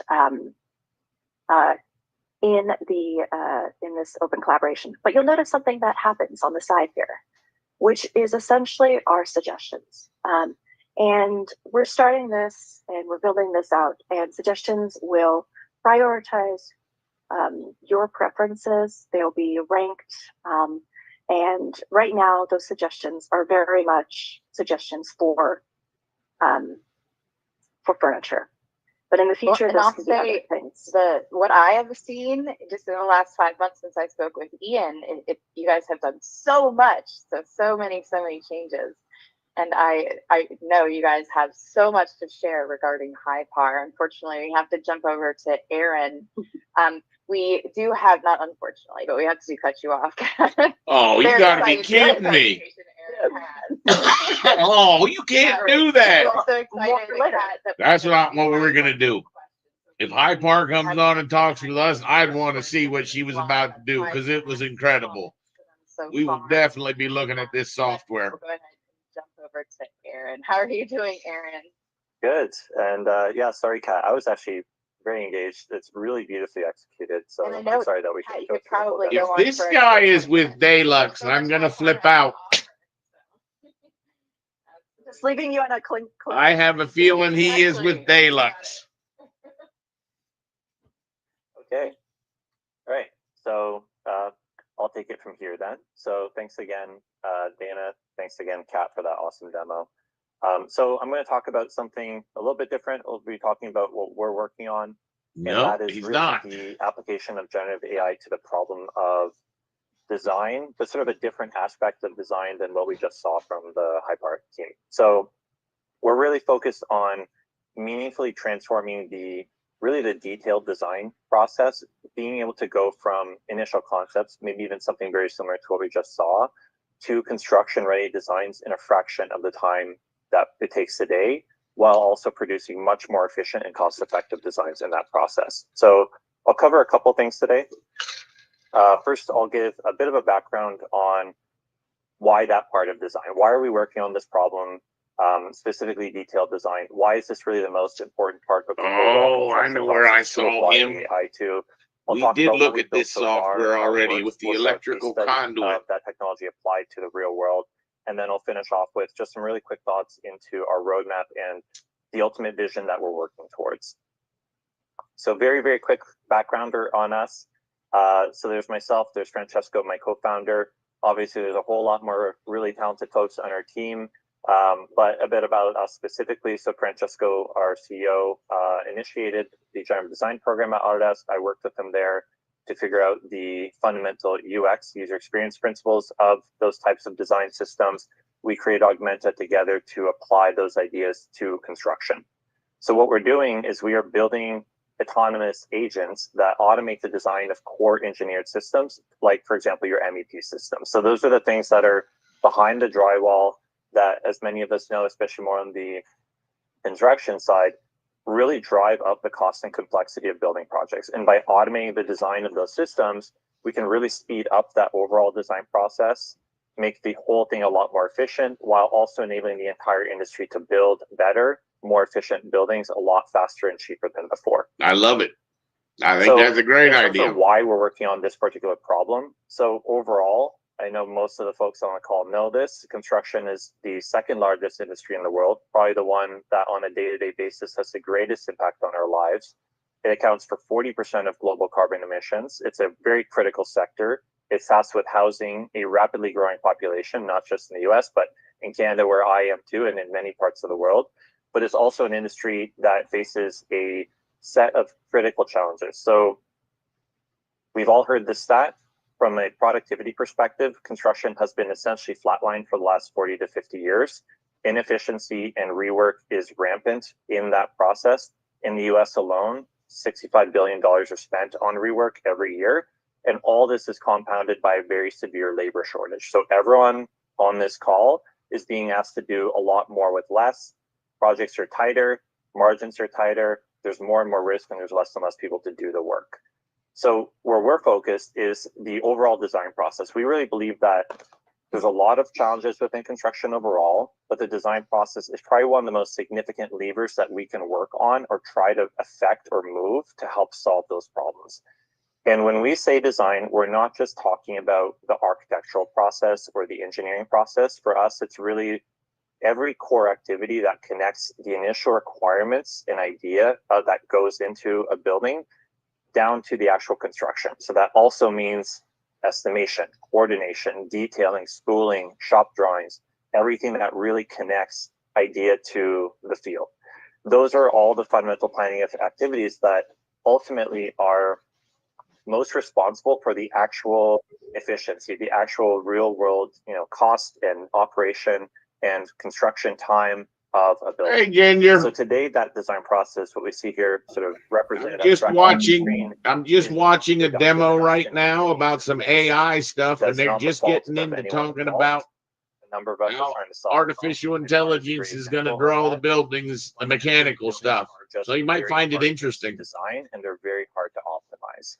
And one of the problems is that they are designed several times over by a number of different parties as requirements change or information is added through that process. Absolutely, and every time that is true. Happens, you have a redesign, a change order. That means cost, it means risk, it means uncertainty, but also means that those parties at the very beginning of the process never had really any way of knowing how much their building would actually cost, how it would actually perform, or how long it would take to build until they're very quite far along in that process. So if we could somehow automate the core parts of this design process and do it in a way where all those considerations of constructability are fully considered from the start, if we could push that information upstream, we can really reduce that uncertainty and really reduce the cost and the waste that comes out of it. So starting to get a little bit more specific on what we're doing about this. So our platform uses a combination of machine learning methods. We synthesize construction expertise and then use it to automate key tasks in that design process. And sort of our angle on this, what's unique about our approach is that we're not just automating some of those preliminary design activities. We're not sort of producing higher level designs that then need to be taken or reworked for coordination or constructability, for example, when it gets into the hand of the contractors. We're actually incorporating field expertise from the contractor level to ensure that we only produce fully constructible and actionable designs from the very beginning. So these are designs that you can actually use to procure, you can fabricate, you can send them directly to a cutter or a bender or order off of them and ultimately install them.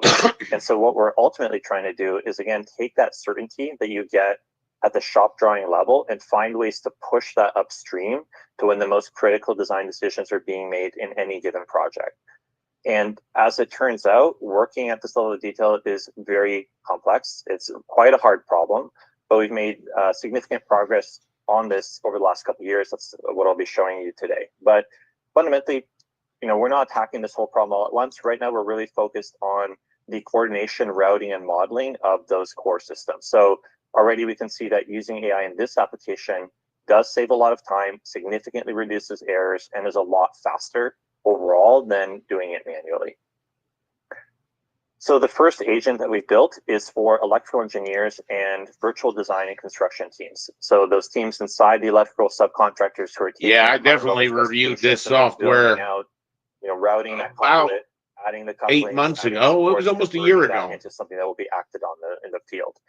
And all they had was electrical. Routing and coordination of those electrical raceway systems. Like I mentioned before, we're really focused right now on the very start of that modeling and coordination workflow. So we take you from a model with no conduit populated to one that is routed, modeled, clash-free, that you could bring into a coordination meeting or otherwise go and act on. The way it works is it takes a set of data points. I'll expand on this in a couple slides, but it takes in a background Revit model. We can take that model from anywhere. It doesn't have to be Revit, but we need effectively a site model. We need to know what we're routing inside. We need to know what we can support off of, penetrate through, and so on. We take a description of what you're trying to connect together in that model. We have design rules. These are your project specifications. Take all that input, and then in a couple hours, generate a number of designs for you to review that are fully routed and coordinated. So we're using this technology already in the real world. One of the case studies I'll be taking you through, or the case study I'll take you through today, was demonstrating the use of this by CNR Electric in a recent project on an elementary school called Mount Hope Elementary. So here they used our tool to automatically route over 11,000 feet of conduit in about 3 to 4 hours. So that's a really good, I think, example of how using AI this way can really optimize what is today a very complex and tedious task that requires some extensive manual effort, ultimately getting you to a faster, more reliable design process. So what I'll do is I'll show you a quick video. I'm going to hop out of the presentation to do that, so it'll run a little bit more smoothly. Just give me a second here. The level of sophistication that we have is miles ahead of anyone that I've heard of doing something, anything like this.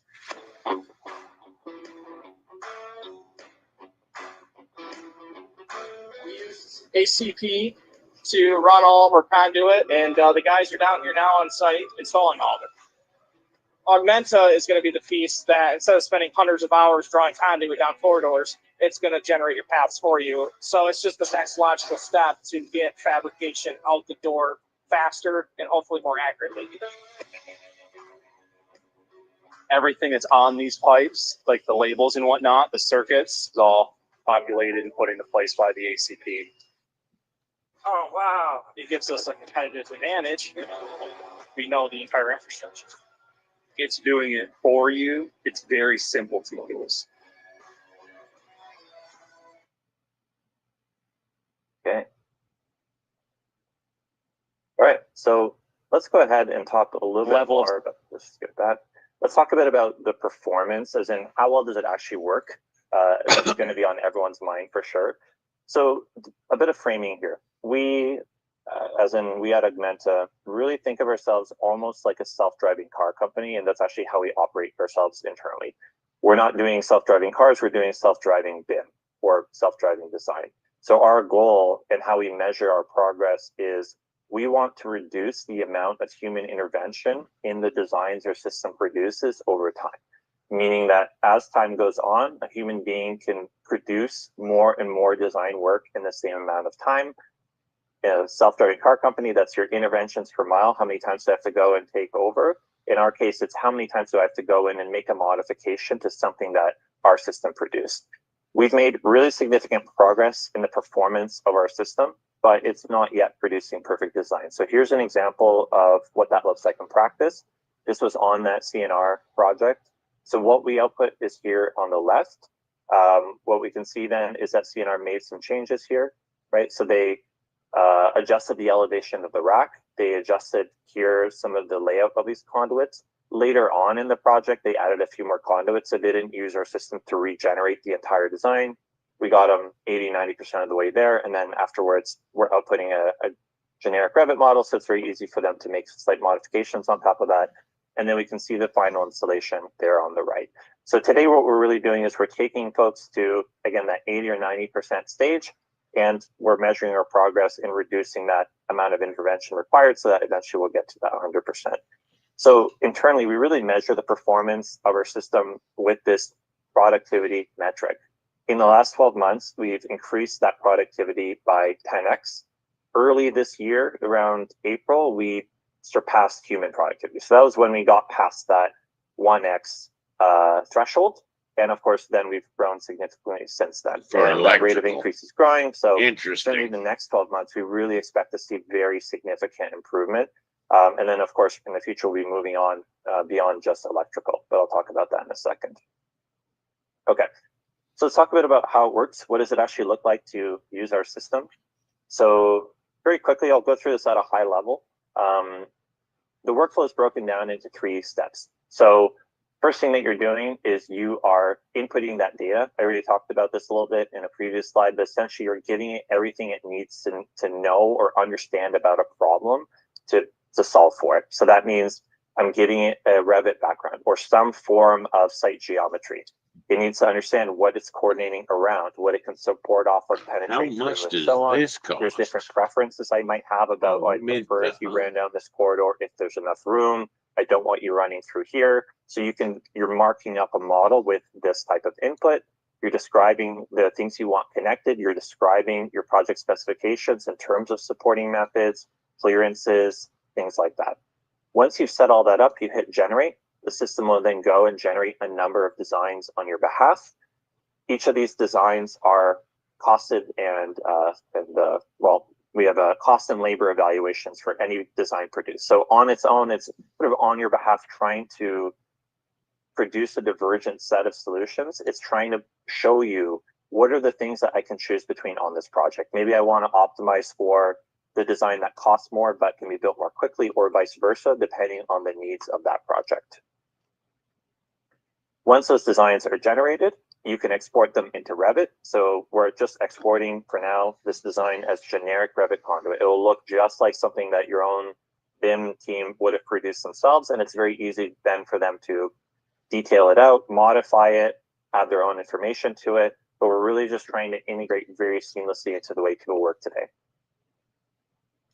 All right, so where are we going next?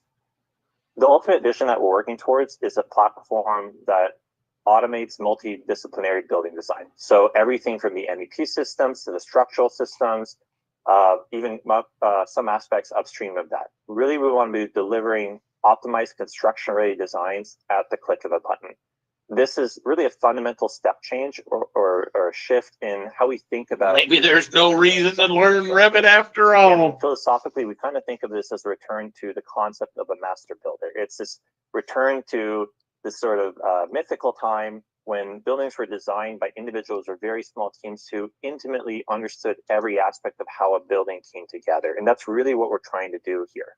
We want to democratize the process of design at that level so that architects, engineers, contractors can very rapidly design and iterate and ultimately optimize all of these different systems together with full confidence of the constructability, knowing that every nut and bolt consideration of procurement, fabrication, installation is designed every time I even begin to sketch out a building, not 3 or 6 months down the road. So we're approaching this in steps. We're starting off with the design of electro systems. Next up, or now, we are kicking off the development of mechanical and plumbing systems, and we're not going to be just automating those independently like what I just showed you now, but designing each of those concurrently. So everyone specifies requirements, and we're producing these fully coordinated, fully considered MEP systems where everything is known to fit and can be optimized for higher level project goals. So in summary, what we're really trying to do is build a future where buildings are designed the same way a microchip is designed today. We're aiming to really fundamentally rethink how design and construction works together, how it happens, because we want to be able to help everyone build better, faster, and with a lot more precision and certainty. So we think this is a very interesting problem to be working on and to try and solve. If you find what we're doing interesting, I hope that you'll reach out. Best way to reach us is actually via the email that you see up on the screen here. So that's for our VP of Growth, Matt, who's also on the call. But I'll leave it there and thank you for your time. Thank you. And since we have a few minutes, Aaron, there are a few questions. How are requirements inputted to the platform, like Excel? And how would you define where the system can run, not run, penetrate, etc.?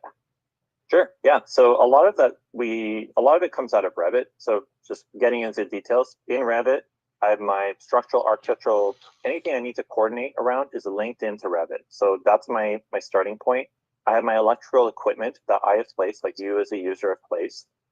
That panel is going to have a panel name. You provide a separate run schedule that simply just describes this panel connects to this junction box and so on. So you're providing all of that information around where your preferences in terms of routing.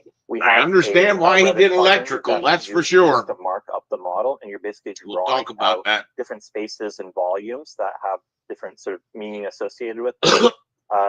It's a lot more intuitive when you see it, but basically you can just sort of mark up your model in 3D and you're illustrating, okay, this is a preferred space, so we'll try to bias the route through here. This is a keep out, so I don't want to route anything through here unless it's going to hit something in this room. So we have a fairly intuitive workflow of being able to mark up that model with those preferences. Fantastic. And Kat, since we had so many questions there, is there anything that maybe you wanted to wrap up or let the users know before we jump off? Just start. We'll do it. We're gonna just start. And I know I've touched upon it being useful for healthcare and workplace, but of course you can use it for a variety of different things. I'm gonna reach out to a long-time relation that's always wanted to do bubble diagrams. That Hypar software is awesome. In the mural under the and Aaron, I don't know if I'll still be working when you get the mechanical AI working. And of course, reach out to Aaron and Kat. But if I get an electrical job, I will be reaching out. That's some cool stuff. Probably could have filled the whole session today. So thank you so much for giving us this information. Okay. And thank you all, of course, for joining us. Recording stopped.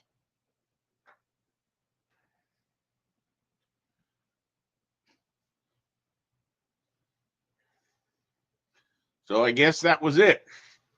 Those are two cool pieces of software. we're definitely going to be reviewing them, because if you're going after the efficiency that we're going to try to go after, I'll show you. This is their website. As I said originally, I remembered looking into this a year ago, and unfortunately, they only had the electrical systems. This Hypar, boy, it sure doesn't seem too bad to actually use. Did you want us to stay on? Yeah, sorry, we're kicking every.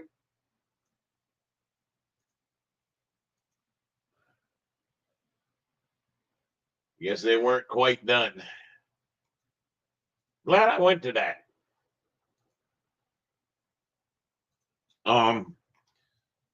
This Hypar is really pretty cool. I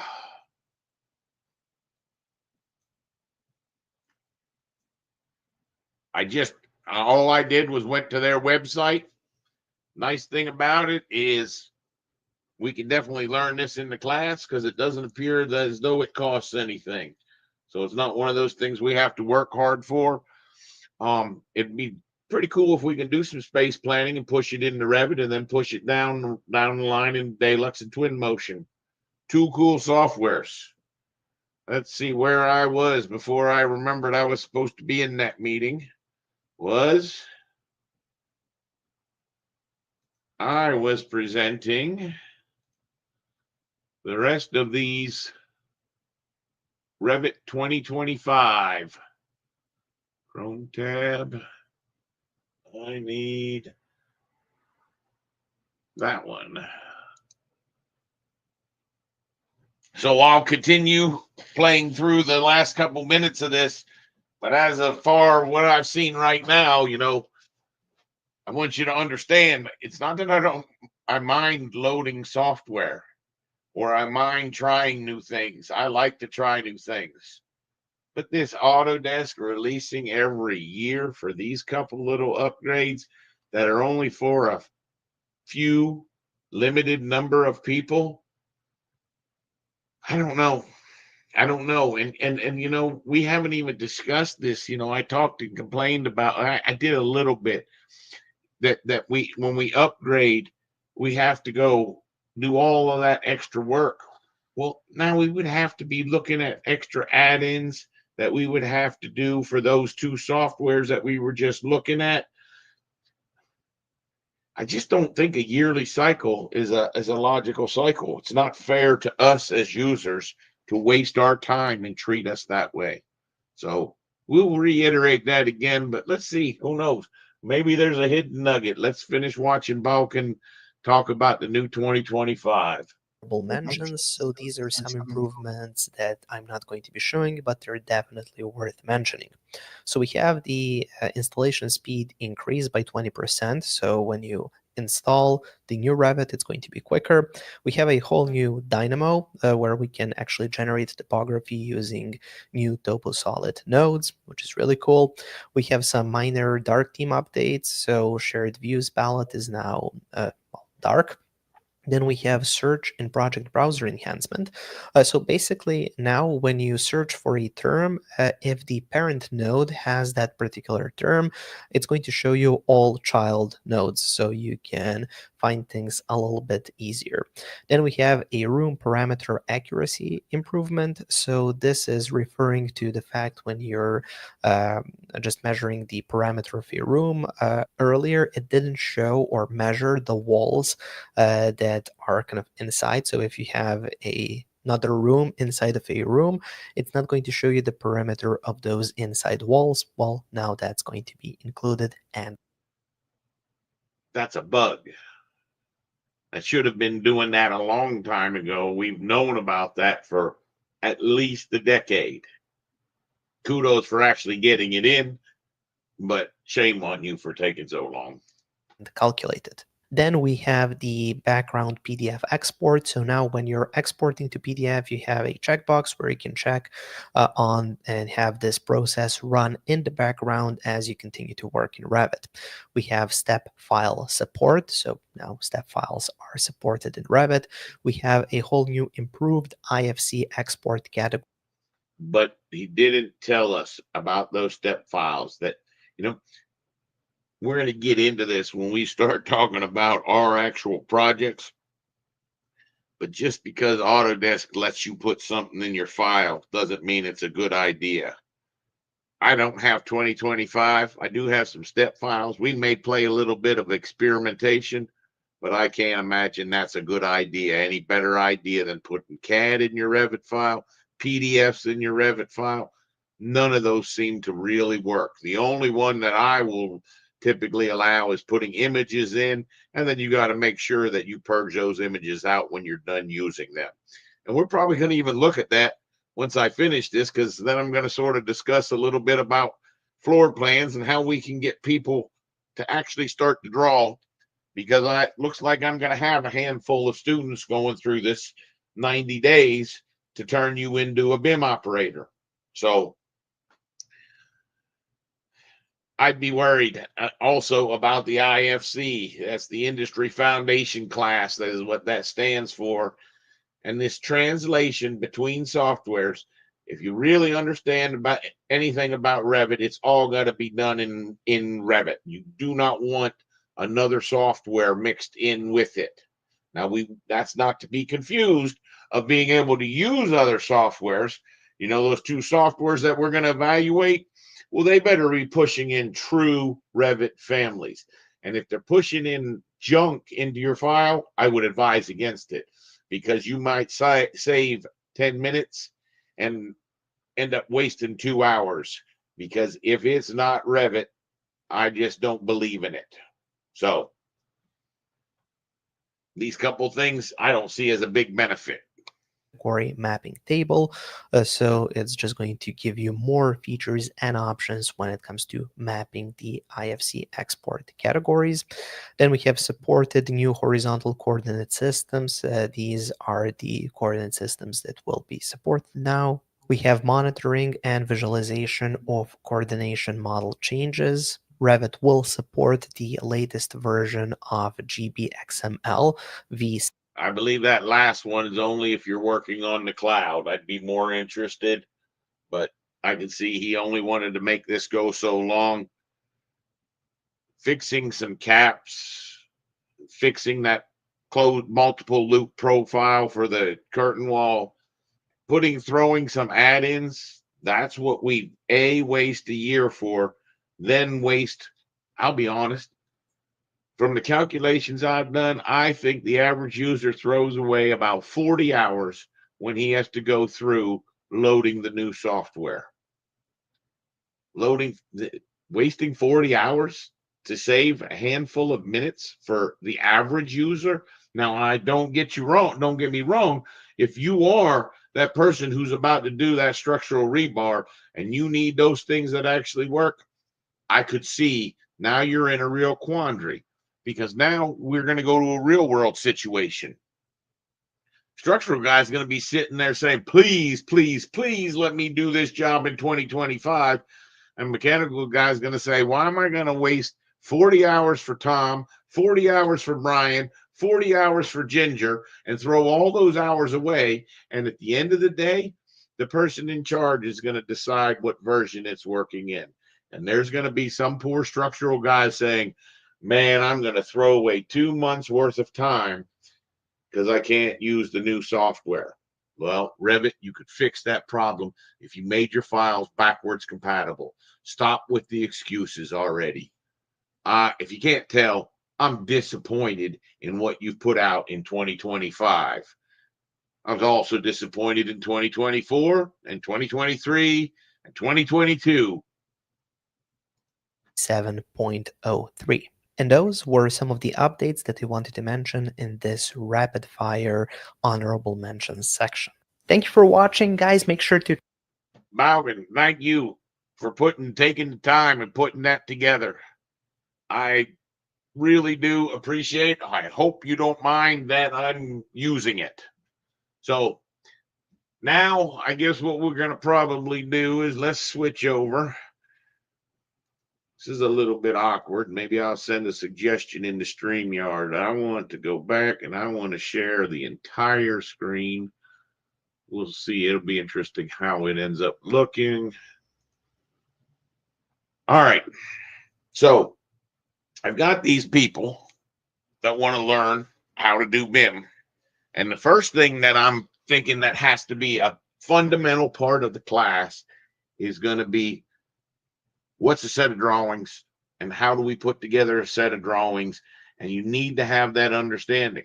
I let them all know that by going through this class, the biggest benefit is going to be, even if you never want to do BIM, if you go through these videos, I'm going to teach you how to read a blueprint. And if you do end up working in the field, I will tell you, it's always a much better track to where you're going if you can read that set of blueprints and understand that set of blueprints. I can never teach you to learn all the different types of blueprints in 90 days. That would never happen. Let's see. So we're going to start off with, and I apologize, I know right now you probably can't read the actual buttons and stuff that I'm looking at, but what I wanted to do was I wanted to start out, boy, that doesn't look so great. Wonder what would happen if I switched that to here. Forgive me. We're going to try something different, and we're going to try sharing this screen from another monitor, and then I'm going to ask you why it would be different, but I bet you it's different. Ginger, I don't suppose you noticed the difference in that. I think it looks better, but now the reason I did that was I need to have this on a 4K monitor in order to capture these blueprints. Okay. Now, here's what we have. So you get to a point where you're like, if I could just, when you're learning Revit, if I could just have a full set of drawings so that I knew what it was supposed to look like, then I could make the same kind of thing with the house or the building that I actually want to do. So we're going to start with residential. And the first thing Nathan asked me about was, he said, you know, do you have any sets of floor plans? Do you have any sets of drawings? And by the time December rolls around, I want to have a place where I can provide you with the stuff that I have. But with a quick search on the internet, looking up house blueprints or something to that, I think that was what we looked up, was house blueprints. I found a handful of sites that if you do a little bit of navigation, what we ended up with, this, and by all means, I hope these people don't mind. I would think that if anything, it's advertisement to them. They've got a very neat website. But if you're trying to learn Revit, what you need to be able to do is take these things like this right now. See that? My highlight works and everything. So this is not such a bad way to go. I just needed to use one monitor as opposed to the other. So what I'm going to do is I'm actually going to take and I'm going to put this stuff into Revit and show you as if this was day one, how you could do what I'm going to try to do. The interesting thing is, it brings me into a little bit of a fundamental question. If I look at what I'm seeing and I draw and build this model, build this thing to look exactly like all of these plans that they've got look like, is that copyright infringement? And I'm hoping to bring on maybe I envision inviting a couple architects to have maybe a little 1 hour session, a little discussion session, because if you say, no, Brian, you can't do that. You cannot copy that. Well, if I made it exactly the same, but instead of it being 52'6", it was 54 foot or 58 foot or 60 foot. When would it be something that I could say, no, that's not your design. That's my version of your design. That becomes my ownership. I don't want to get lost in the weeds with that right now. What I want to get into is, how can you take and start learning Revit on your own? Well, first we've got to learn how to read a set of blueprints. So most important part is typically going to be your floor plans. Okay. So you should be able to look at this and realize this is a cut through that building and this is a floor plan. If you don't even understand what that is, we're going to end up showing you a little bit in reverse, because I'm going to put these components together and then it's going to be prepared for someone to build that exact object. Okay. So if you are able to get yourself to one of these websites that show you, and you can see what this has a main floor, an upper floor, and then you would want to be careful. This would be typically the first one you would put in. This is the basement floor. Okay. So if we have the floor plans and the elevations, we should be able to build this thing. No problem. So let's see how that would actually go. So the first thing that we would want to do, me personally, I would probably zoom up on this screen a little bit so that this has a nice, good, clean capture. You want to be careful. You don't want to make these too big. And with 4K monitors, you can make really high res images that all they do is slow you down. So just understand. I apologize. Just understand that it just comes from experience that I wanted that to be large enough so that I could actually read some of these dimensions when I get it into Revit. Now you can see they've put their copyright on here. Okay. So they don't want you to just take these and print these out. And that's not what I'm proposing to do. I'm not looking to steal their floor plans. And to be honest with you, all I wanted this to do is be a class. So I would hope they would not have a problem using this as a teaching lesson. I'm not looking to step on their territory or sell these things or use these to take any money away from them. I'm just real curious. Is this the problem? I would love to know if they would say, I don't want you teaching using our plans. But let's assume that they're reasonable people and don't mind. So first thing I would do is I would go, yep, that's showing up there. I would type in SNIP, snipping, and I would find the snipping tool. And it pops up a little thing like this. I'll complain a little bit about Microsoft because they've ruined this. It used to work much better. But now what you would do is you would say new. You would do a loop around here. And unfortunately, oh, that one didn't go to the back. That's interesting. And then I would take that and I would save that. And I'm going to go to BIM training. We're going to make a new folder. And we're going to put this in my townhouse. I'm going to call this a townhouse. And that's where we're going to put them. So you want to be careful. By default, it saves it as a PNG. I typically save mine as JPEGs. And now we just name this first floor. Okay. So now all I'm going to do, and unfortunately you could skip through this and get to the next part once you see the Revit window come up. But now what I'm going to do is grab the rest of those images real quick. So I would then come down here. I would say new.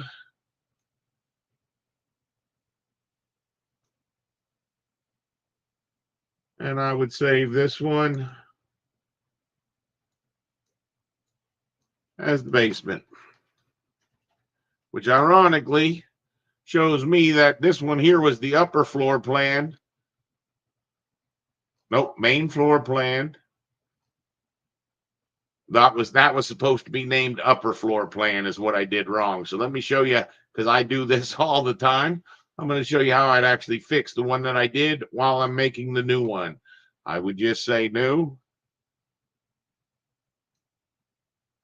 This one is supposed to be saved. It's actually supposed to be the basement. So if I click on this guy and click again and rename this one the upper floor, you'll see that now it keeps the basement and I can hit save. So now I've saved the 3 floor plans.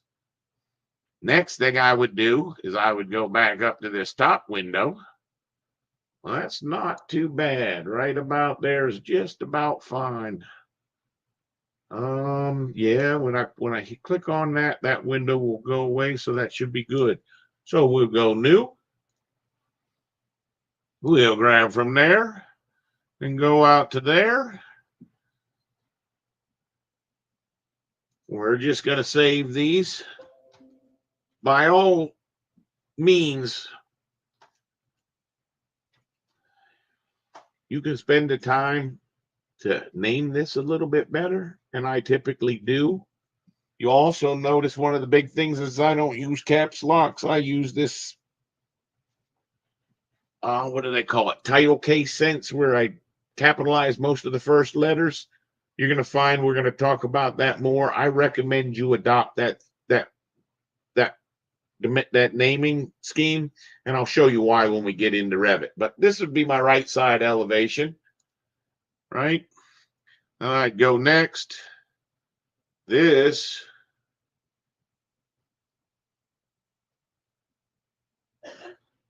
okay, this would be the front view. They didn't have this one named, but you can't fault them for that. Let's see.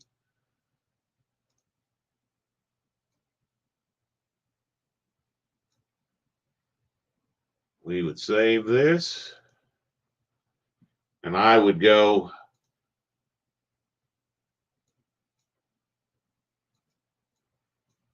and name that the front elevation. Go to the next one. This is the rear elevation. And this is where I say the snipping tool doesn't quite work like it used to. There you go. Sort of gets hidden sometimes. So this one here would be saved.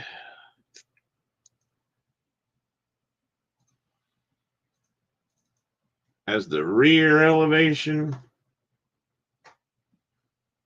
And then I think we got this was the left elevation. So we got the right elevation. We need the left elevation. So that's the one we need.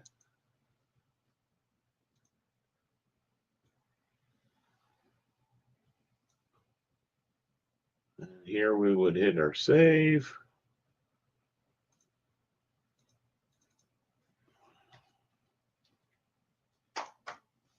Okay. Then that last one was the right side elevation. If I zoom out a little bit, you can see that was the last they had in there. Now, I will be honest with you. I don't think it would be a bad idea. Let's see, did they have any more than that? Nope. 4 elevations and 1. You can see this is actually a rendering. Not a bad rendering. I've seen better. They have more realistic. That gets continually better. We'll probably be able to do a little bit higher quality, a little more crisp, a little prettier, a little more detail, but a heck of a lot more fun, because instead of just giving a person one view, we're going to show you how you give them the ability to walk through and explore that as a video game, potentially on their phone. That's what we're going to cover in the class. So that's going to be our first step, is to teach you how to make an architectural house. Now, I would hope that if any one of you guys, any of the students are watching this at a later time, that what you do is you pick a different one than I did, and you try to repeat all the steps that I'm about to do. But personally, I would then take and I would snip one of these guys just so I have some context while I'm here. And sometimes they'll give you more than one perspective. You can see they got 2 different colors of these guys, but I could at least save that now as the perspective or 3D view or whatever you wanted to name it. So now we're ready to go to Revit. And unfortunately, I think if I go to Revit,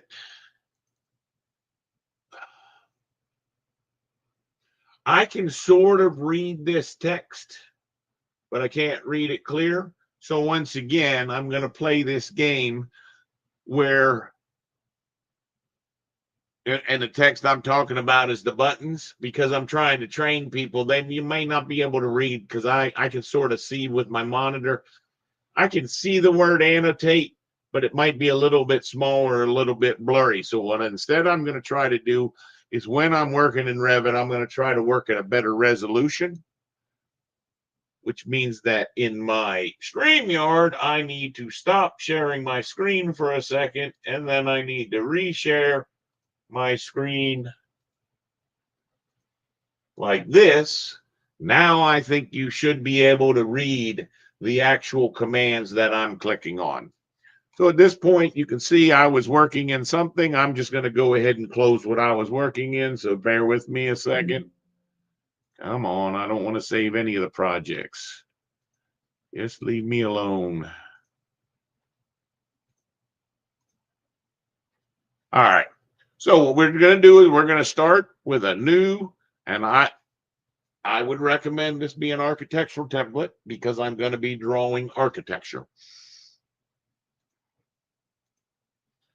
And I'm going to be doing all my work in Revit 2020. See one of the other videos if you want to understand why. It's because I own it, so therefore it's mine. I don't have to pay the monthly subscription for it, because I still own it. So, plus it is also going to allow that you'll see that if you're doing 2025, you should be able to follow along with the steps I'm doing. They haven't changed anything that drastically, but there might be a little bit different flavor. So the first thing that I need to do is, and this can get a little bit confusing, but I'm going into my north elevation. It's not where you would think. The average person, and matter of fact, I was just going to say it, I would think you would typically think you want to go into your plan view, but I don't want to go into my plan view. I want to understand what my levels are so that I can set them. Okay. So if I now go to that location, training, townhouse, I could take any one of these images and just drag and drop them onto what they call the canvas, the white space. And this one here would be my front elevation. However, there's going to be a problem. They don't even have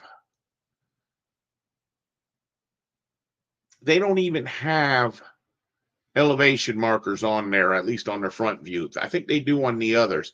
But what I want to do now is I just want to get this drawing at least closer to scale. Right now, it's not even close to scale. So you want to be careful. You want to try to get your largest number to get your scale defined. This will all make sense when we get to the plan. But at least for right now, I could scale this door should be 3 feet.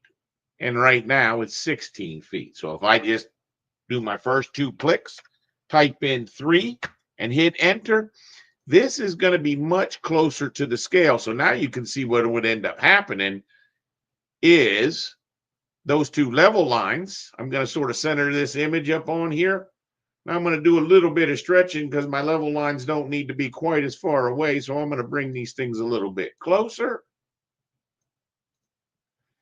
And you'll notice what I did is I lined the dirt up with level 1. That's not really what I want to do. What I really want to do is I want to draw that front door at level 1. Okay. So the first thing that ends up happening is we can see we're going to need, and I'm going to do a copy of this. We need another level line. And it looks like notice I just did that by eyeball. I wasn't actually hovered over an object, so it didn't read the weird number. And it snapped it in at a nice even minus 10 foot number. Looking at the upper floor, I'm guessing that it's not intended to be quite 10 foot. But as I said, I can't see anything from my levels. It's a little bit unclear because of how this roof structure goes. So I'm now going to go to one of my side views. And I will tell you something I've noticed.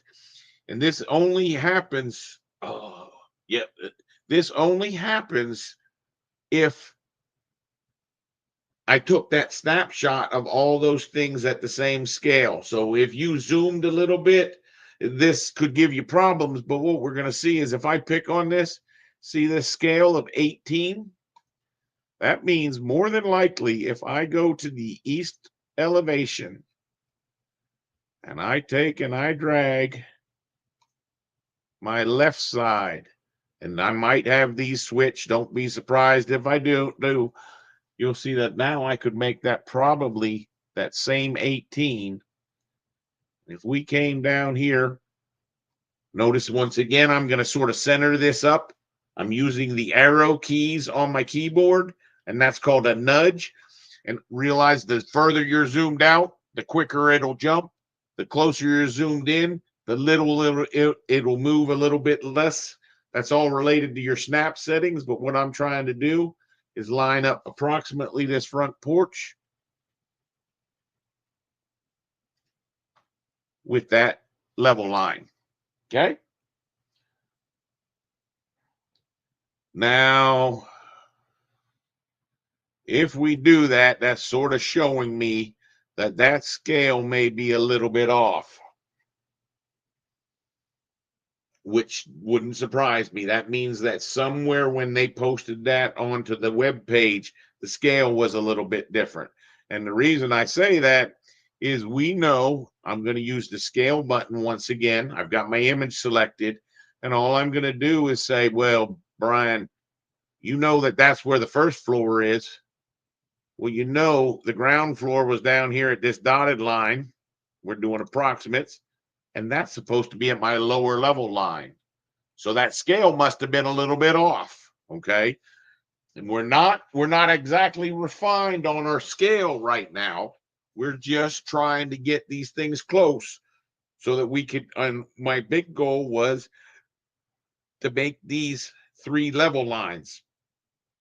And we actually need a 4th. And this is where I'm telling you that I bet you that this is probably more like a 9-foot height.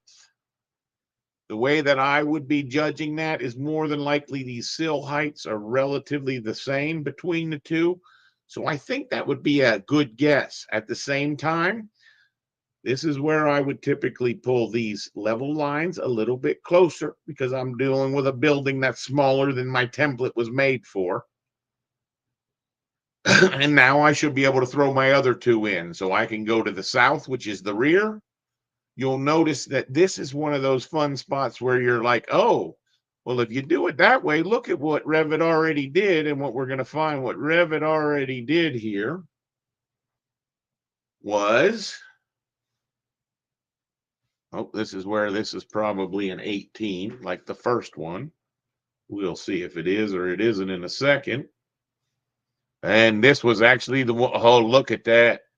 This is the one that has the magic sauce on it. The magic sauce being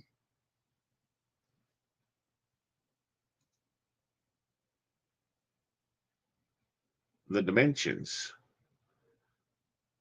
This is the top of the floor.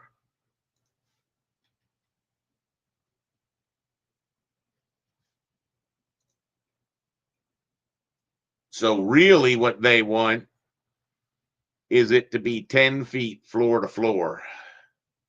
So this is where I can actually get some of my scale a little bit better. Now, if I pick this and I go from this part right here up to here, that's actually supposed to be what the 10-foot was. And you'll notice that gets my level 3 relatively close. What you're going to find is these elevations are just going to give me a little bit of detail from when I'm actually doing my elevation from my model. Okay. What did that set that scale at? That means that that front one's probably going to be the same. We're going to go with the last elevation. And what did we throw the other elevation? We threw the other was the left. So we'll make this one the right. Don't be surprised in a couple minutes when I got to switch these 2 around with some copy and paste.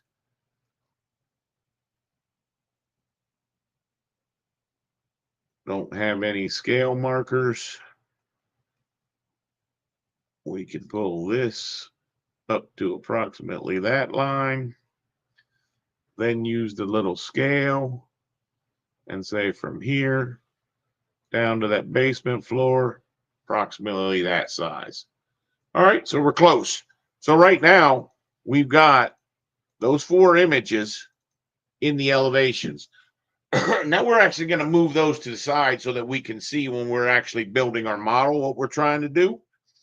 But we're now ready to, the big thing that we've done is we've gotten these level lines close to where they belong to the building. So now we can go to our first floor. Oh, you know what else I didn't do? Let me go back to that west elevation. If you remember, I copied this level 3. Well, you notice that what it did was it named level 3. It's got a black head on it as opposed to this blue head. This is an important part to understand in Revit. Is when we get that blue, that's an indicator to us that we can click on that thing and go to that level. Okay. So this is a very good time for me to name these floors as I would want them. So we could name this the basement.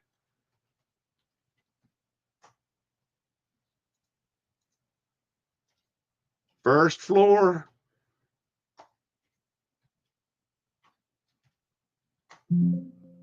Notice it's asking me if I want to rename the corresponding views. What that's saying is that blue tag is tied to this level 1 over here. So if I say yes, what you're going to find is the level 1 ceiling plan and the level 1 floor plan are going to both be now named first floor. Now, there's some reasons why that may not happen that way. I don't want you to fret about them. We're going to show you how it's just as easy to recreate those plan views if that's the case. But depending on how your template is, or the template that Autodesk gave you, if you're working in 2025, you're going to find that that doesn't work that way. That frustrates me because that worries me that people aren't going to understand. You know, if you really want to trust this software, if you let it do its job, even sometimes when you don't understand what it's doing, it's really there to try to help you out. So I would want to name this second floor. Now, the reason I went through these names is to let you know if you're working on a large building and you're not careful about how you name these floors, I'm going to show you something about Revit where it tries to read your mind, but it doesn't really help you out. And that is, see over here, see we're good. We're first floor, second floor. And we're actually not going to be bad because we're basement, so the basement will come first. If you're not careful in how you name these, you will get it so that it's not the floor stacking up as you go down them. So sometimes what we used to do is we used to talk about putting a 0-1 in front of first floor or a 0-2 in front of second floor to get that naming sequence correct. I know that's a little bit of a tangent. What I want you to realize is, see how this basement doesn't have its floor plans? If we go to the view tab and go to plan views and go to floor plans, you're going to see this checkbox off. It shows you all the level lines, but this one says, oh, you don't have any views for basement. We could simply say, okay, we will now get the basement floor plan right there. Give me 1 second. Something must be going on with the family.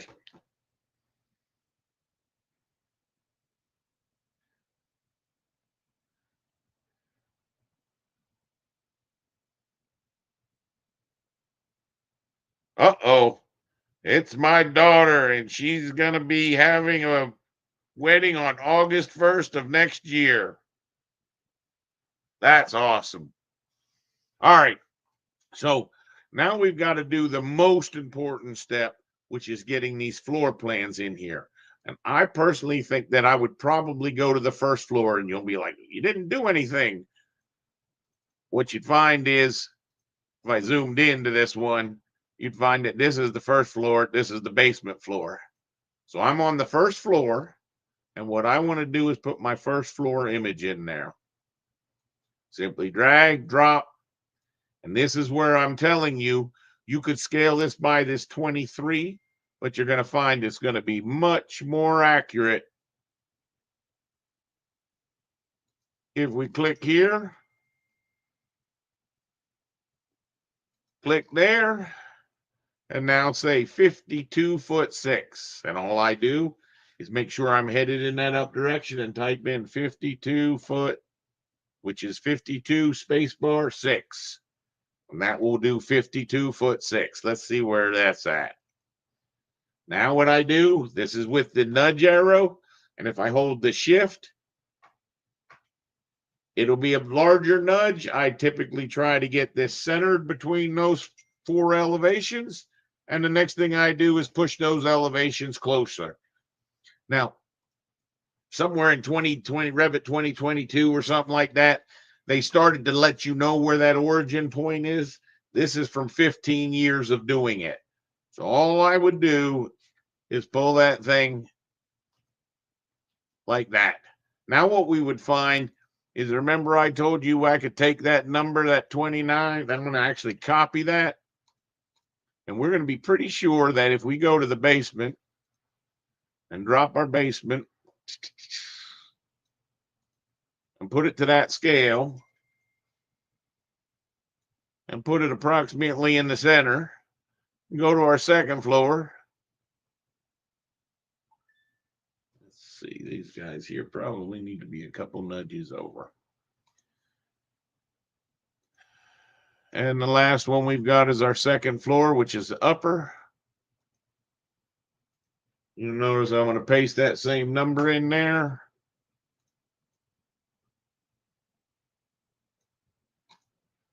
We're now ready to start tracing that floor. Start making this floor plan up. Now, you'll notice that I've got all these views open up top. A lot of times what I'll do is go back to this floor and I'll like to hit this button right here, so I like to clean that up sometimes so that I can actually, I usually will do that right before I'm going to go give me a 3D view. Go back to my, and I could type in WT right now, which stands for window tile, or you could also go to the views and tile views, right? Isn't that it? WT? Nope, that's TW. Tab views. TW, WT. It is WT, and TW takes it back. So the idea is, what I want to do is, as I'm drawing, I want you to be able to see this thing in 3D. So the whole reason I got rid of all of those tabs and I go to the first floors, I type in WT. Now it's going to allow me, and you'll actually see, if you remember when I stretched those 2 sets of level lines, I'm now ready to draw. Now this is where most people tell you in Revit, oh, Revit's so slow because you have to know everything. You're going to find that when I start this, I'm actually just going to use the basic wall. What I will do is I'm going to say that this height is going to get up to the second floor. And I'm going to say that it's drawn by the finish face exterior. Now, this is where you don't want to be too much like AutoCAD. An AutoCAD user would now zoom in here and pick there and start drawing. My recommendation, if you want to be a Revit user, you want to be out here, okay? Now you're going to find that my snapping right now is every 4 inches, which is not going to let you get to 23 foot. So I couldn't get to 23 foot until I zoomed in. See, if I'm zoomed out, you're going to see that at a certain point, oh yeah, 23 would work. I'm sorry. It's the other number, the 52'6" is the one that's not going to let me go. And that's actually out to the column. So I'm not going to be worried about that actual dimension. I go around. Now,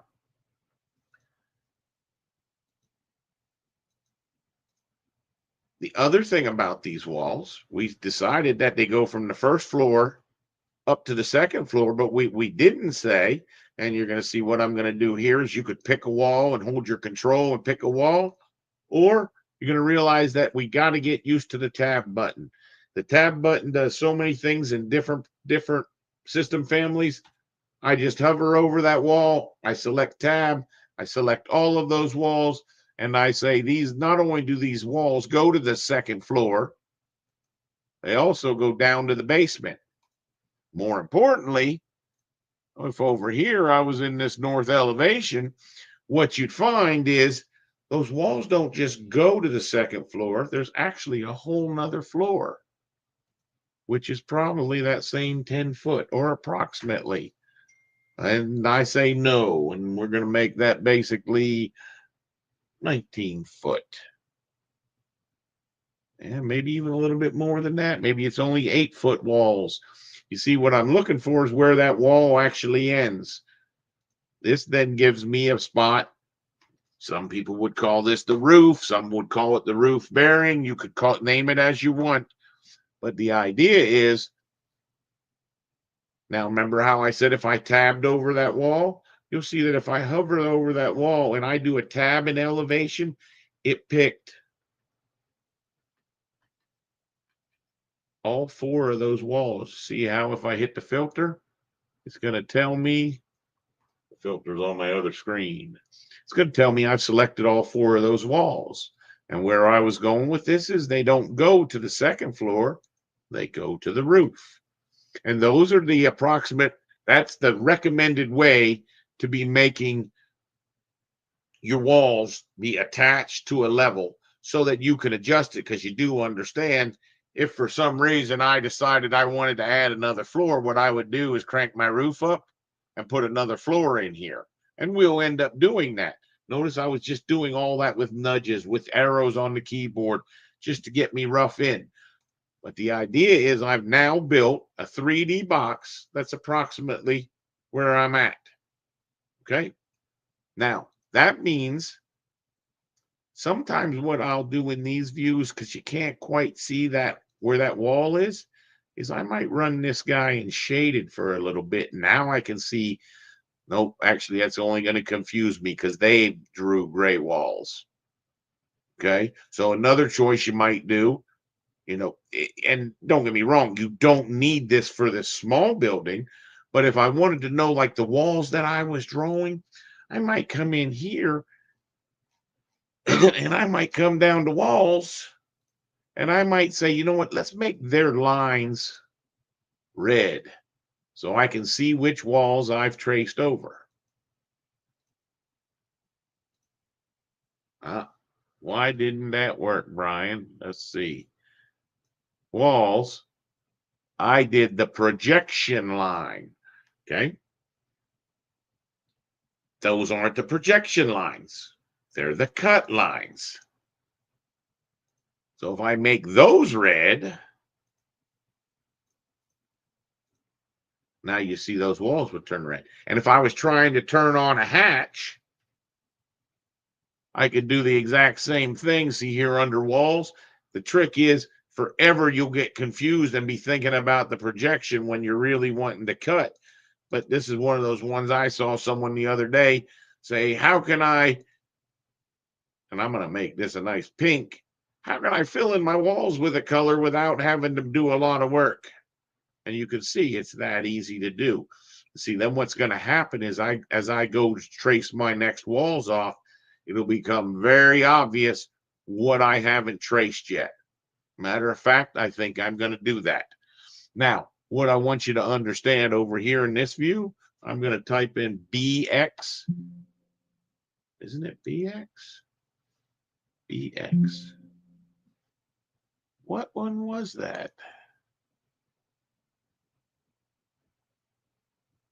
Oh, I know what. You got to have them selected. Now, if I type in a BX, it'll allow me to do a section box so that I can do something like this.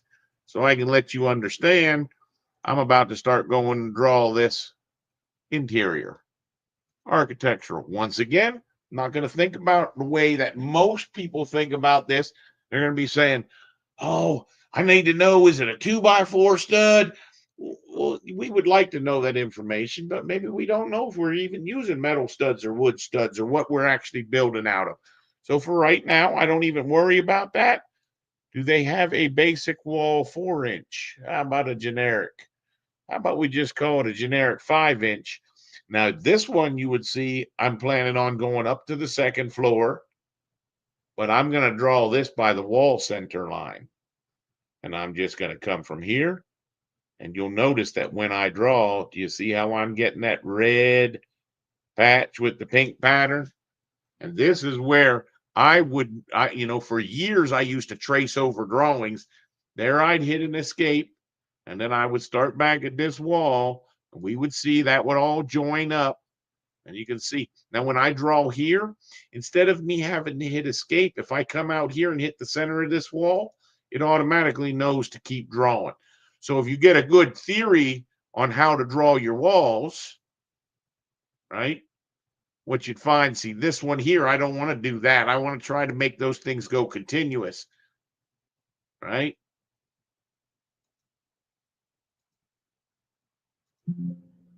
Oh, that one there was a bad one. Didn't mean to do that. It's because I didn't snap to the center of that wall.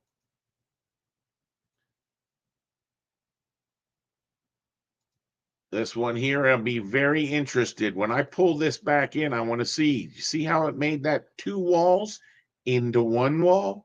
Sometimes Revit will help you out. Sometimes you might want to actually stretch it. There's one dot here that if I stretch, it's going to be the dimension, but there's another dot right there that if I stretch, I could bring that up to here. And then I could right click and say create similar. And I would go right back to drawing. And you'll notice I'm trying to do this as free and as fast as I can. See, I keep hitting this edge. And that's where I'm saying if I don't hit the edge and I hit the center line, it automatically starts drawing a new wall. And it took me a long time to figure out because I would be like, I didn't used to work that way. So in other words, if I'm snapping right here and I come up to there, it's going to keep drawing a wall from that point. But if I go to there, it's already ready to draw its next wall.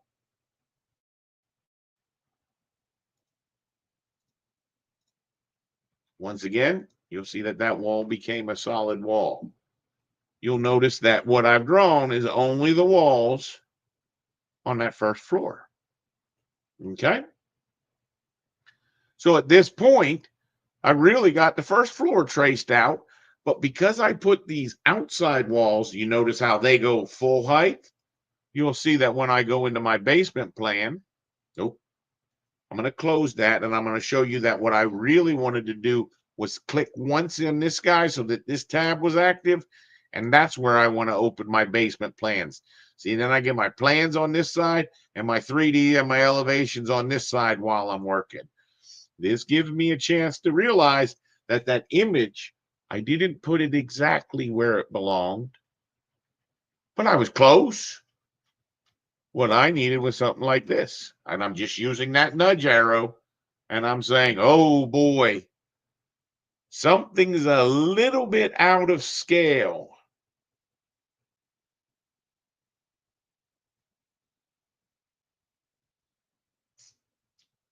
Why is that out of scale?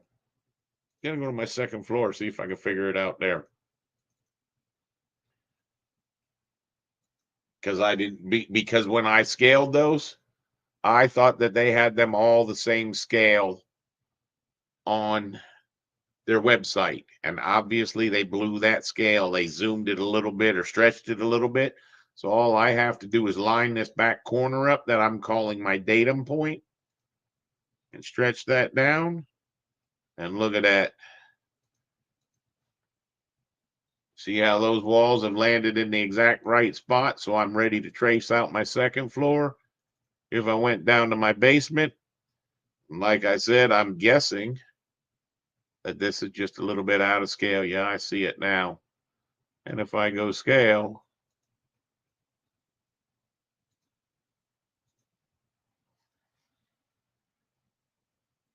pretty close. Pretty close. So at this point, this job is ready to draw. I'm going to go back to this first floor.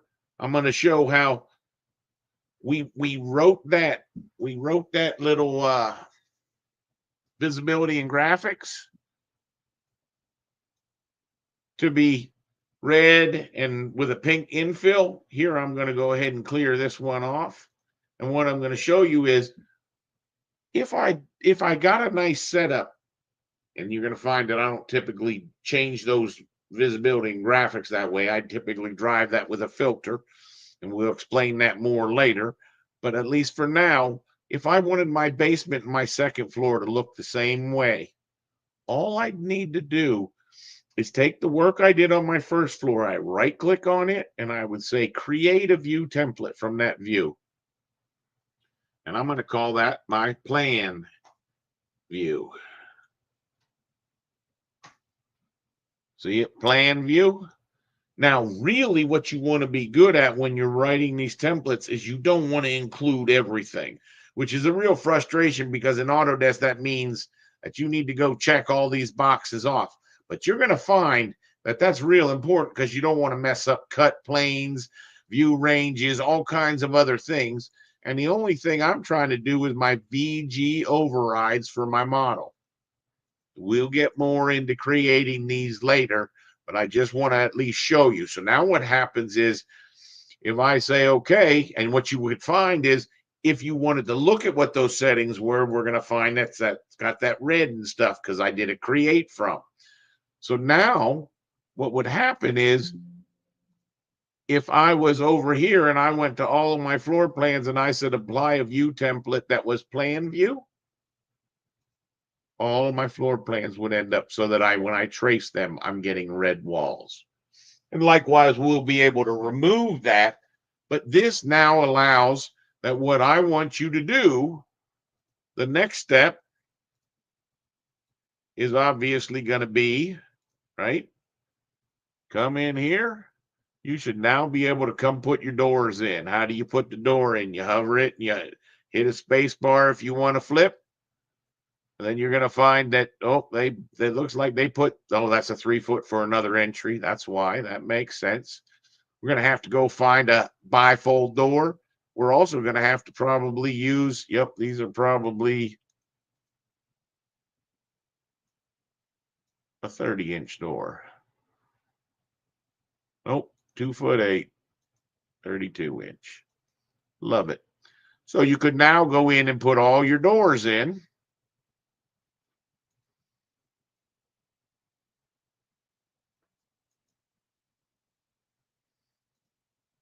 You can see as we're doing that, it's actually putting those doors in. You might want to drag that section box down this way so that you can see.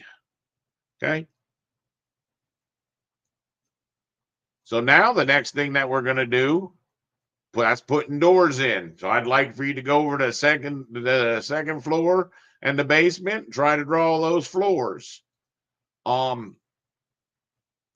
We're going to find that when we do this way, because we put that red hatch on there, it was probably a better idea for me to make this thing say, and this is funny because it says transparency as a projection, but I think this works. See how now I can see the windows behind there? So I can see where I need to put a window, and I see where I need to put a window. Okay. Now, if I wanted to do that to all the plans, I could have created the view template again and made it, but I could just come into my plan view and I could say, I want that transparency to be on all my plans. And you could find that now your second floor has the same thing. So the next thing I'm wanting you to do is to go put some windows in. What do we got? Double hung. What's the widest one? Ooh, that's not going to get you there. How about this guy? How about, because you see, this is where we're going to get into this frustration of having to make these families. Okay. And they might have just turned their swings off, but you'll see that if we go through this hassle, if we go to on this one, our south elevation, which is our rear view,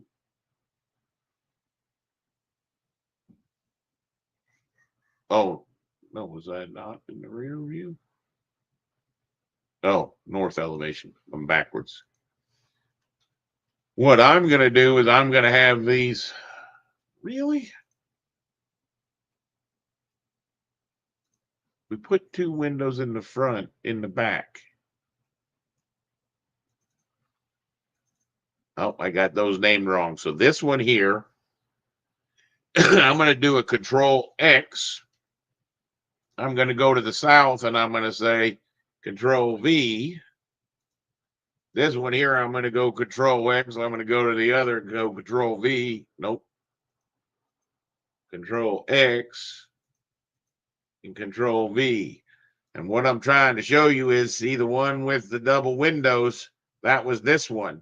So if we wanted to know where it really sat, it would really sit probably about like that, which we then can't see that stuff.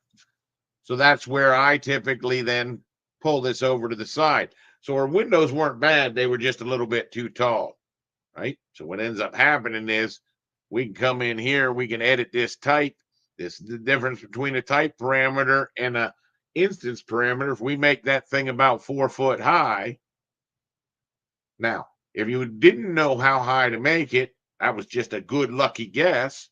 What you could do is you could come in here and you could draw yourself an annotation line from here to here. And I know that it doesn't make sense to do this for 4 foot, but you can see that it actually would allow me to select that number. That's why I typically draw these things with drafting lines, is then I can actually copy that number out. And maybe if it was 4'2" or 4'3.5", and I wouldn't have to spend that time typing it. You could also use the measure command, which let me see how that works from here to there. But you see, it to me, that's never been legible. That measure, the text is just too small.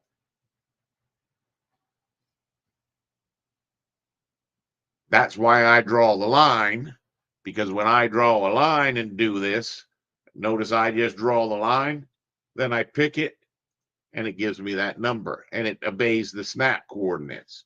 So that's why I use drawing annotation lines to measure something.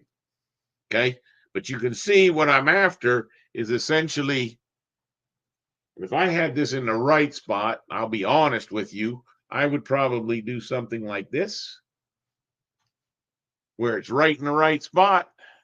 And then I would move this over a known distance, like 50 feet, so that now I can say, what am I missing? And in this case, and you wouldn't think this, you wouldn't think that those remaining windows, right, that it would be a good idea. You would think what you need to do is go to the first floor and go put those 2 windows in, then go to the basement floor and put those 2 windows in. But if you let Revit do its job, you would find I could actually pick those 2 windows. I can copy. And if I snap at the second floor, you'll notice, did it say? It didn't say. If I pick the window, notice this is related to the second floor. So if I pick both these windows and I copy and I go from here, I will also a lot of times use multiple. If I go there and I snap to that line and snap to that line, this is not what you would expect, but Revit actually moved this to the first floor and moved this one to the basement floor. So it's related them back to the floors. Do not think it'll do that for ductwork or pipe, because it won't. Okay. For the windows, for some objects, you want to sort of test. But the idea is, look at how close we are to getting that thing to looking right. So you can see this thing's got an 812 roof on it. So let's actually see what happens if we do that. Okay. So if we went to our upper floor, second floor, and we were to do a roof, architecture, and a roof. This is where I tell people you want to be careful I typically like to do this with pick walls. If it's a very big senior living facility or something like that, you're going to find you can't use the walls. Also, if you've really gone to developing your walls, this doesn't work as good. That's why I'm saying you got to sort of find this path that Revit wants you to do. It wants you to flush it out, then it wants you to add the detail, and it wants you to refine it a little bit. So at this point, if we were to go to pick walls and come to our floor plan, it would set my overhang, and that overhang, let's look at it. We're going to call it 1 foot, but we're going to be able to change it because we're picking walls. See how it's got that 1 foot on there? And I would tab. Now, that's what happens to everyone. It's still up in this area. So what I'm going to use is my roller wheel, almost like as if I was going to pan this view, and then I would do that tab. Now you'll see it selects all those walls. And then if you've had any of the classes, you know we can take this defines slope off of these two. And these two slopes, you can see we had them at 912. I'm actually going to let that happen because we're going to want to change it to an 812. I'm going to show you how that gets done. So look over here in my elevation view. You see, I made a mistake. It's not on the second floor. It's on the roof. Oh, that was handy. Oh, it's not 912. It's 812. Oh, wow. That was pretty good. What about what else can you do with it? And I think there was a spot. We might have to go into this guy. Now notice we don't have an actual floor plan named roof. So we go to view, and we explained this earlier. You'll notice that its target is black. That's because we don't have any plan. We could make one by going floor plan and saying, I need a roof plan. That's handy. Now, that's typically how a roof plan will look. I'm going to show you how you can make that look a little bit better. One thing that you can do is you could come in here. There's an underlay for these plan views, and we could underlay the second floor so you could see where your second floor was. Another thing, it's like, why does my roof look like it's got these big black lines? That's because right now the view range is probably set for 4 foot or 3'6". I'm going to show you what I mean by that detail line. If I come up here about 4 foot and I draw across there, that's where the view is clipping my roof. Where do you set that? In my plan view. I scroll down and I change my view range. Yep, see, I was right. And I set that maybe like 50 foot, and I set the top maybe at 60 foot. And now you'll see that I actually get a roof plan. Okay. I'm going to go wipe out these two detail lines that I was using for explanation. So all of a sudden, we're starting to get something that, let me take this section box off, that's a little more fleshed out. Okay. Now, by all means, I'm sure depending on how you did that roof, if you only had a 1-story, it may have asked you, hey, do you want to attach those walls to that roof? And you just happen to say yes. If you didn't, you could pick those walls. You'll notice I'm picking both walls. I used my shift and my pan wheel to do this orbit. I used my control to add objects to the set. And then you'll notice there's this button up top here that says attach those walls. Let's try that again. Getting all cocky with my clicks. Attach the top, pick the roof. Okay, now you'll see that I'm getting closer and closer to what that actually looked like. And where I'm going to end this up is, and then what I'm going to do is I'm going to email all the people in my class. See, this is where I'm real picky. I like these two to line up. Notice as I'm moving them, how that moves in my north elevation. Okay. These two here. All right. So the last step that I want to do is take you through the heaviest work on this job is probably adding this siding. And that's where I told you that in the beginning, you're going to worry, which one of these walls, when I go to draw a wall, which one should I use? There's so many of them. And if you're coming from another template, you might have even more than that. My recommendation is that people who think you need that information, add the information as you need it. And in this case, that's exactly what I'm going to do. Because what happened was it was these walls here that were a basic wall generic. And what I'm going to do is I'm going to edit that type, and I'm actually going to rename that. And I'm going to name it exterior, if I can spell, dash siding. Because it's about the material that I'm adding to it. And then what I'm going to do is I'm going to go into my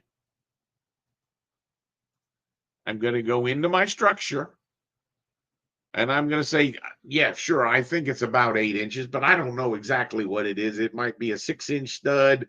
And this would be where you could start to define this guy a little bit more. But I'm not even going to say I know that it's a 6-inch stud with 3/4 inch sheathing with a whatever else might be underneath there, or a 1-inch zip system. Okay, I don't even know what that's going to be. All I know is this early in my design, I need to insert a finish, and I'm going to make a new material. I'm going to make this guy about 1 inch. Maybe a 1/2 inch. Don't even care really. What I do care about is putting this material on here. Now, if you had a siding material or you had another project you could steal siding material from, that would be great. But I'm going to show you what I've been doing for 15 years. I just come down here to default. I right click. I say duplicate. I name this exterior dash siding. This is where I really should have done this when I named the actual wall style, but I'm going to copy that to clipboard. Then what I'm going to do is take this guy, use the rendered appearance, go to appearance, and this is where everybody gets tricked, is he's named generic. If I change this, it's going to change it for a bunch of other stuff, where what I want to do is duplicate it. I want to name it exterior siding. I want to pick my color. Let's see. Let's pull this down some. Take a little color out. Give it almost like a beige look. That's what I'm seeing on my one screen. The other screen there, they've got a burgundy color, but we're going to go with this color. Now, most important thing, back on the graphics tab, you see how I used that rendered appearance? I'm going to explain why I did that. And then the most important reason I was going in here was to put a surface pattern on here, which you need to understand that if these patterns are representing something in the real world, like 6-inch siding, that it needs to be a model, or brick, it needs to be a model pattern. If it's representing what that symbol is on your drawings, then it's probably a drafting. So we want a model, right? And I could come in here and they've got one that says 6-inch parallel, which would be fine. Me personally, I like to just do my create new, name it, and I'm going to be using a 6-inch siding at 0 degrees. Now, if we hit OKs all the way out, we actually added a material here. This would be beneficial for me to take this up and out of the core boundary. I'll explain why later. But now what's going to end up happening is it added that 1/2 inch layer, which we're not going to see in here until we go more in course. But look over here. See how it gave me my hatch pattern? And this is a perfect opportunity for me to then see, you know what, Brian, that pattern looks bigger. Well, where was that pattern? Under manage. We could, by all means, go to the material and go to the siding, go to the exterior siding and say that that's not 6 inches, instead that's 8 inches. And I might also say that, you know what, I don't really want that to be a black hatch. I want that to be more of a gray hatch, so I get more of a depth on my page.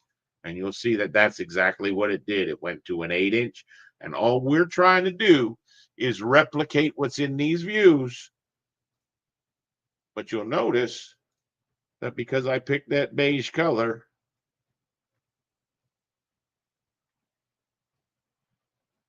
okay? So as far as for a class, if you wanted to, I'm going to attach this file. I'm going to attach this right to an email. I'm going to send this out with an invitation to do another meeting tonight, probably around 7 o'clock. Hopefully you've downloaded this and begun to play. If not, you can always watch these videos later. Please, if you want to put on a comment. Oh, I did get a private chat. What did the private chat say? Oh, cool. It was Ginger giving me the private chat. Thank you, Ginger. Sorry I missed it for so long. But if you put a comments in here and we figure out how to communicate with each other, I'd be glad to email you these files. But as far as my students, this is the file I'm going to be sending you. It's going to be named Townhouse. How do we do that? File. Someone said today, yep, see, it does go. If it's a brand new file, it does go to save as when you hit save. Oh, nice. The icon stuck. So let me put this in the right place. Into training, Townhouse. I'm going to call this Townhouse Starter. And see, the beautiful thing is you will have all those images you need to trace already in there. So instead, what I need you to do is build the stair. We need to build this kitchen. We need to get this stuff populated. So don't be afraid to start drawing. You know what I just noticed in here? That's actually pretty cool. This guy here, if we edited that footprint, you see this here? That offset isn't 1 foot. It's more like 6 foot because there's a balcony out there.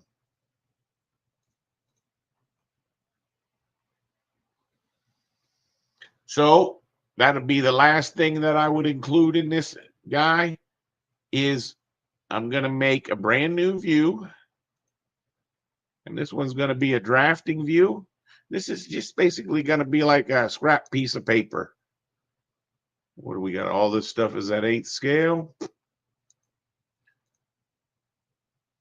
And I just got to thinking the one thing I didn't give you was a perspective. Yep.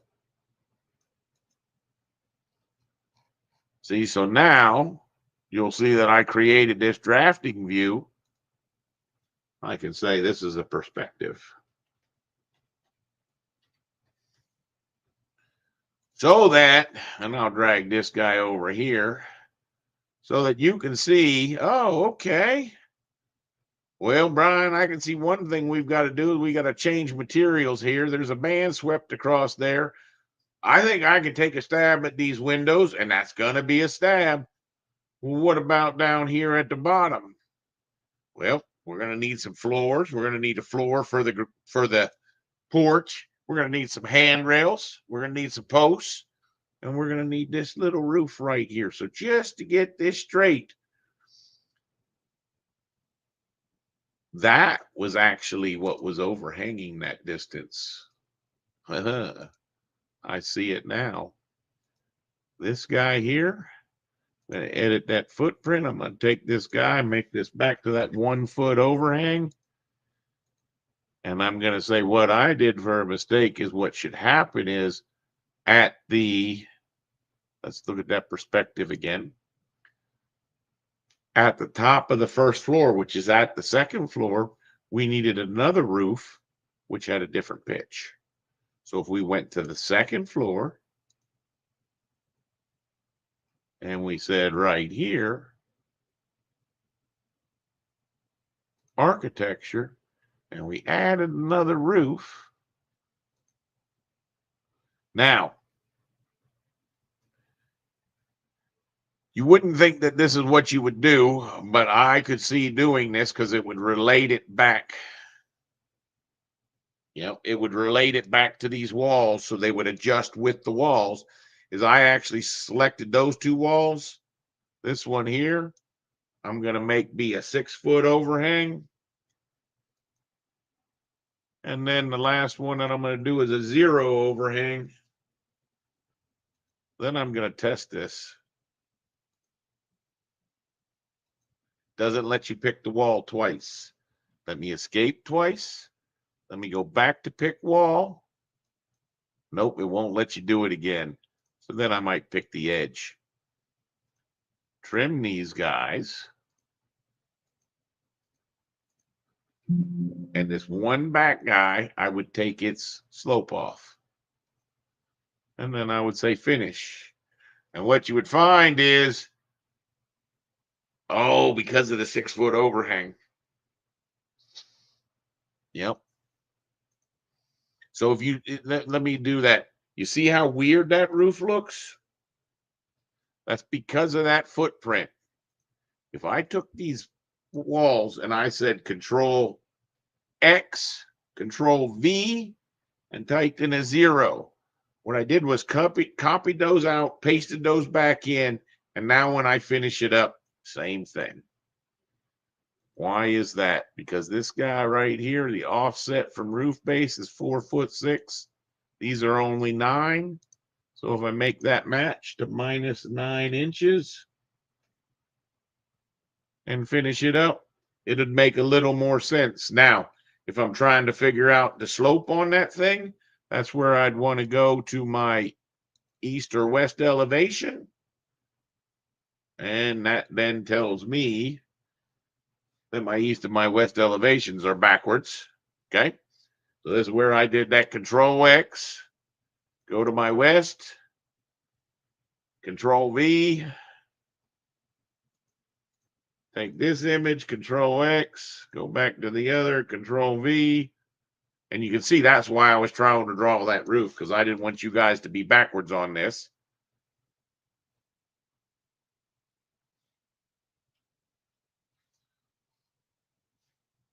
So now I can see that roof, look at the difference between that roof. Well, the pitch is not the same. What if we change it to a 312?